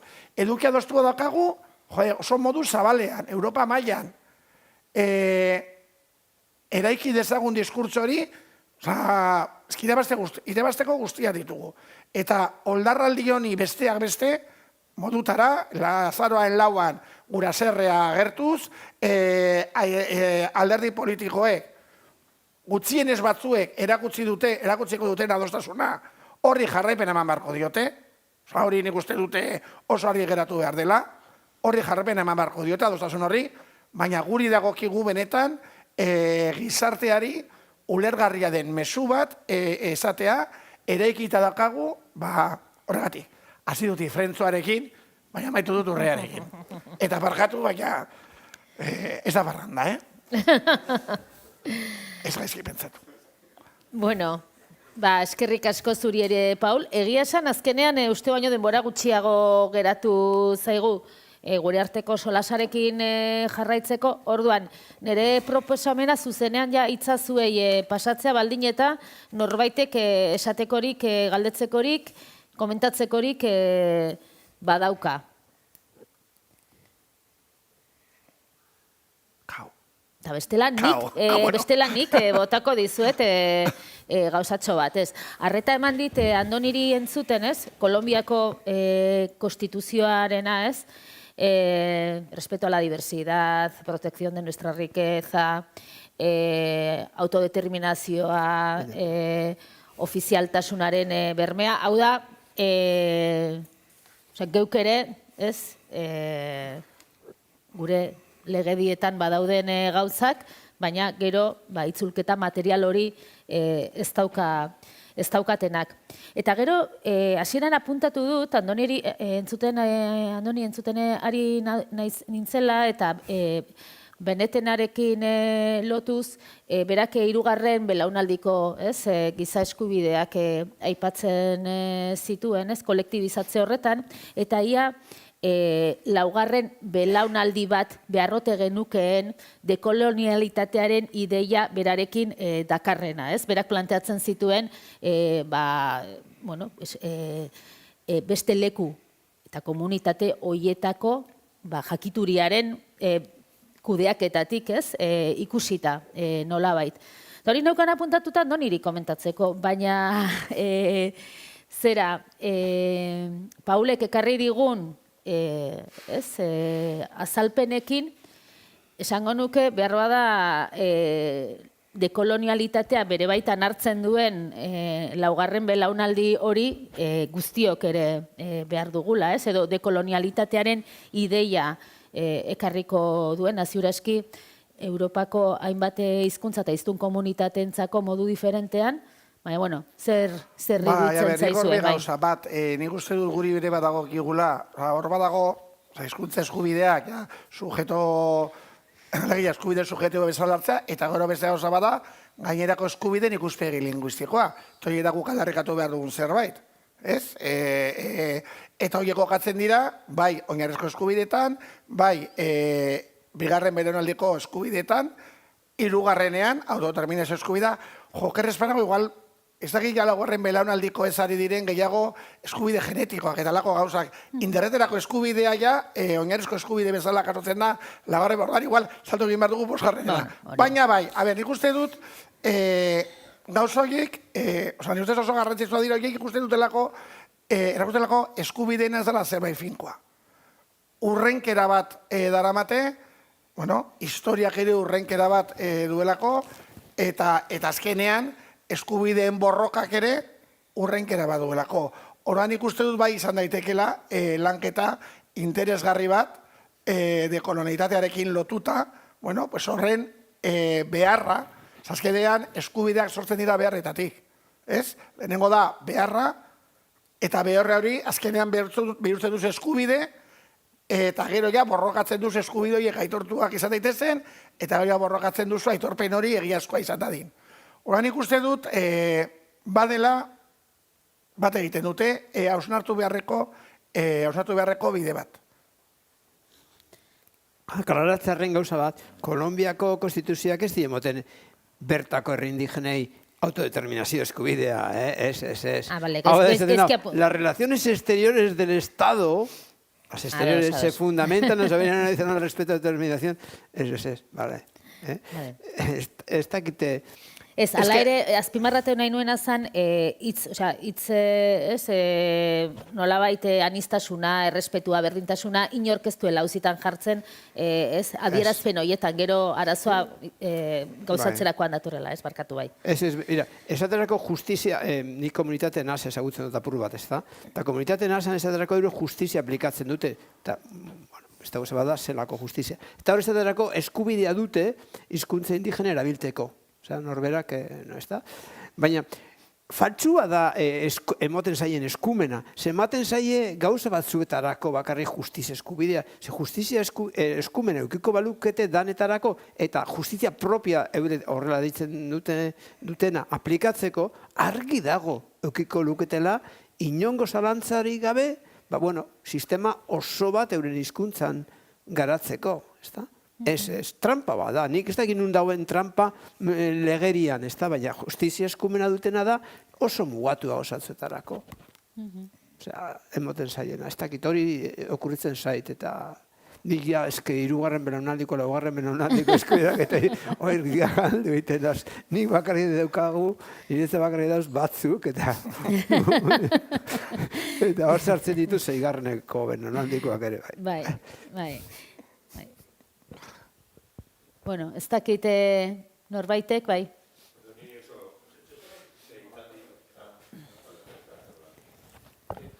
Berezik zoriontzeko, ez? Oso plantamentu interesgarriak izan dira, ez? Iruditzen zait, etorkizunari begira, giza eskubideekin, hizkuntza eskubideak giza eskubideekin lotzea, horre izan ditekela, gaur egungo bide gurutxetik ateatzeko, zea bat, ez?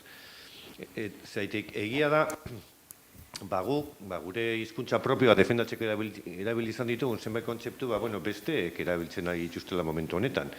Euskera eskatzea diskriminatzailea da, eta, zera horiek, ez? Nolabait, eskubideen klabean gehien hitz egiten dabenak, edo, nolabait, barniz hori ematen diotene, beste aldetik, euskararen normalizazioari, oztopo eta muga jarri nahi dizkiotena.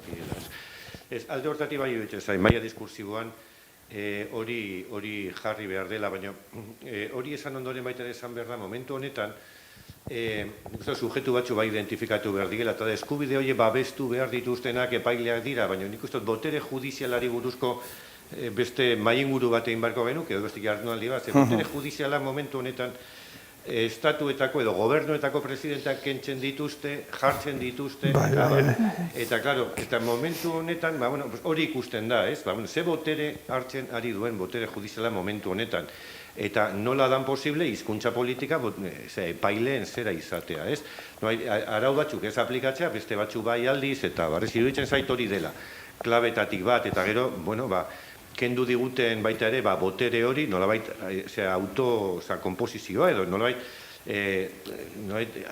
zerak, elkarteek, nik uste hortik, nolabait, zor zaiela elkarteei, euren lurralde hizkuntze lehentasuna ezartzeko mekanismoak eta kudeak eta erabatekoa, ez kanpoko ingerientzerik gabe. Hori ditzen zait, baina, debate hori, ez da debate berria, baina ditzen zait, momentu honetan eskubideen aldarrekapena funtsezkoa dela, eskubide horiek bermatu behar dituztenak, eskubide horiek ez dituztelako bermatzen ari.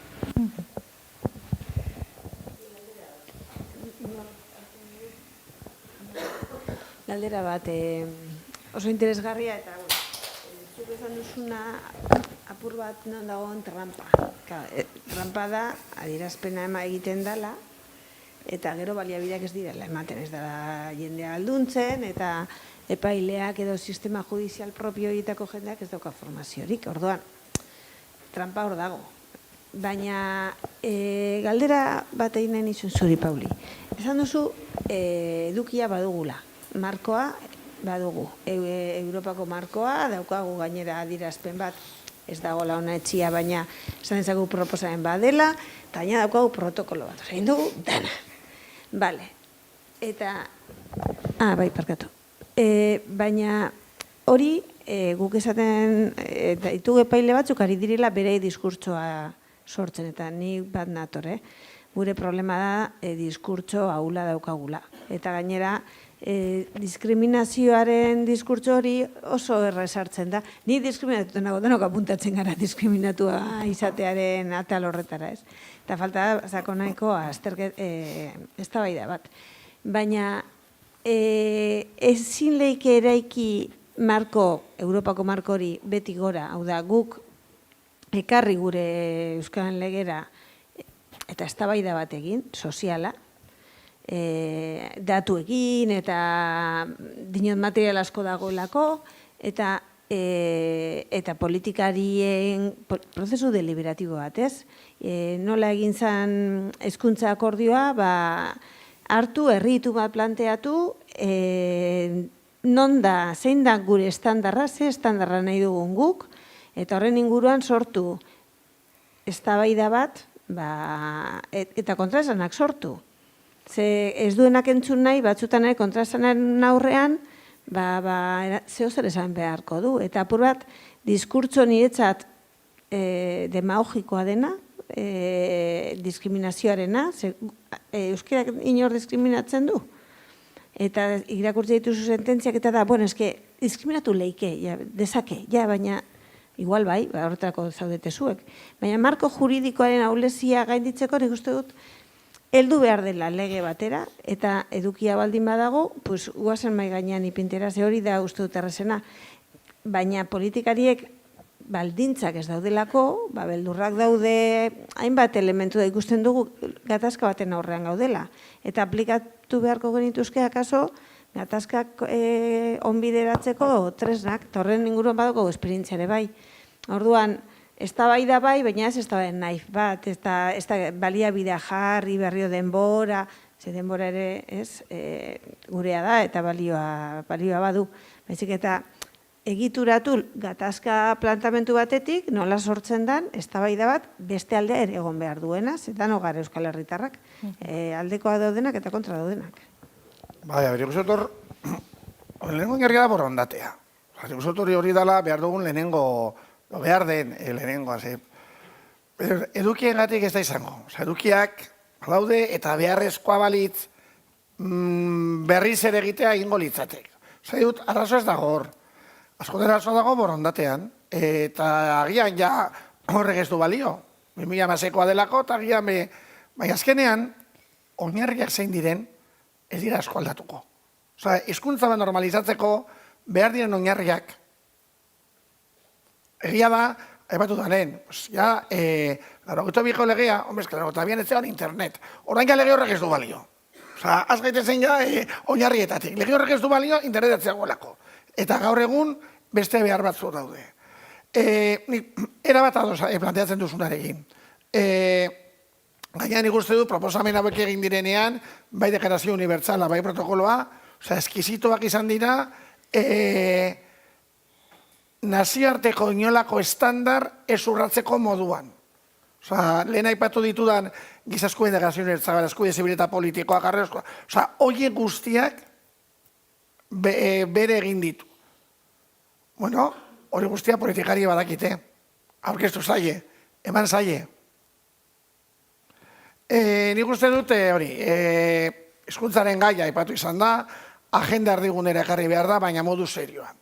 Modu serioan, eta lehen esan da, ikusten ari garelako, eta bat egiten dut ikiko esan duenarekin, botere judizialaren papera, ez da igualor, beste aliantza bat, ez bagarrik hizkuntza, hori hongo dira, nolabait, botere judiziala politika egiten ari dela beste bat esparrutan, eta igual, alako planteamendu bat egitea, baina alako prozesu bat zabaltzea, ados, baina borondatea egon behar da. Borondatea egon behar da, eta zein da oinarria. Oinarria izan behar du, herri honek, euskaraz bizitzeko duen eskubidea. Eta horretarako, erabakiak hartu behar dira, eta neurriko hartu dira, eta kaso horretan, asko zaitua da edurre, privilegioen eta, claro, ezken batzuei, orain arteko privilegio batzuk, amaituko zaizkie. Haizun ere, privilegioak zirelako. Claro, ez badago prestutasunik, plantamendu horrekin, zarein ez plantamendu demokratiko batean, pues egon gaitezke ben rotonda, ja zabere gurutzea. Baina, bueno, hori ja. Bueno, ordu bat da eta utzi egingo dugu.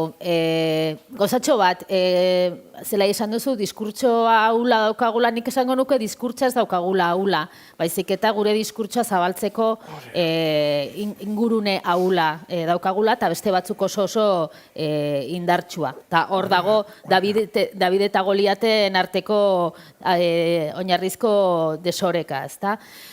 Bueno, esan dute lehen, larun bat goiza zala, xautzeko kezkarekin etorri ote garen, ikuste dut probetxuzko gauza batzuk hartuta bagoazela, baina segituko dugu azaroaren 4an, eta batez ere azaroaren 4tik aurrera segitu beharko dugu. Osea, hori da. Osea, izango dugu elkarren berri. Eskerrik asko.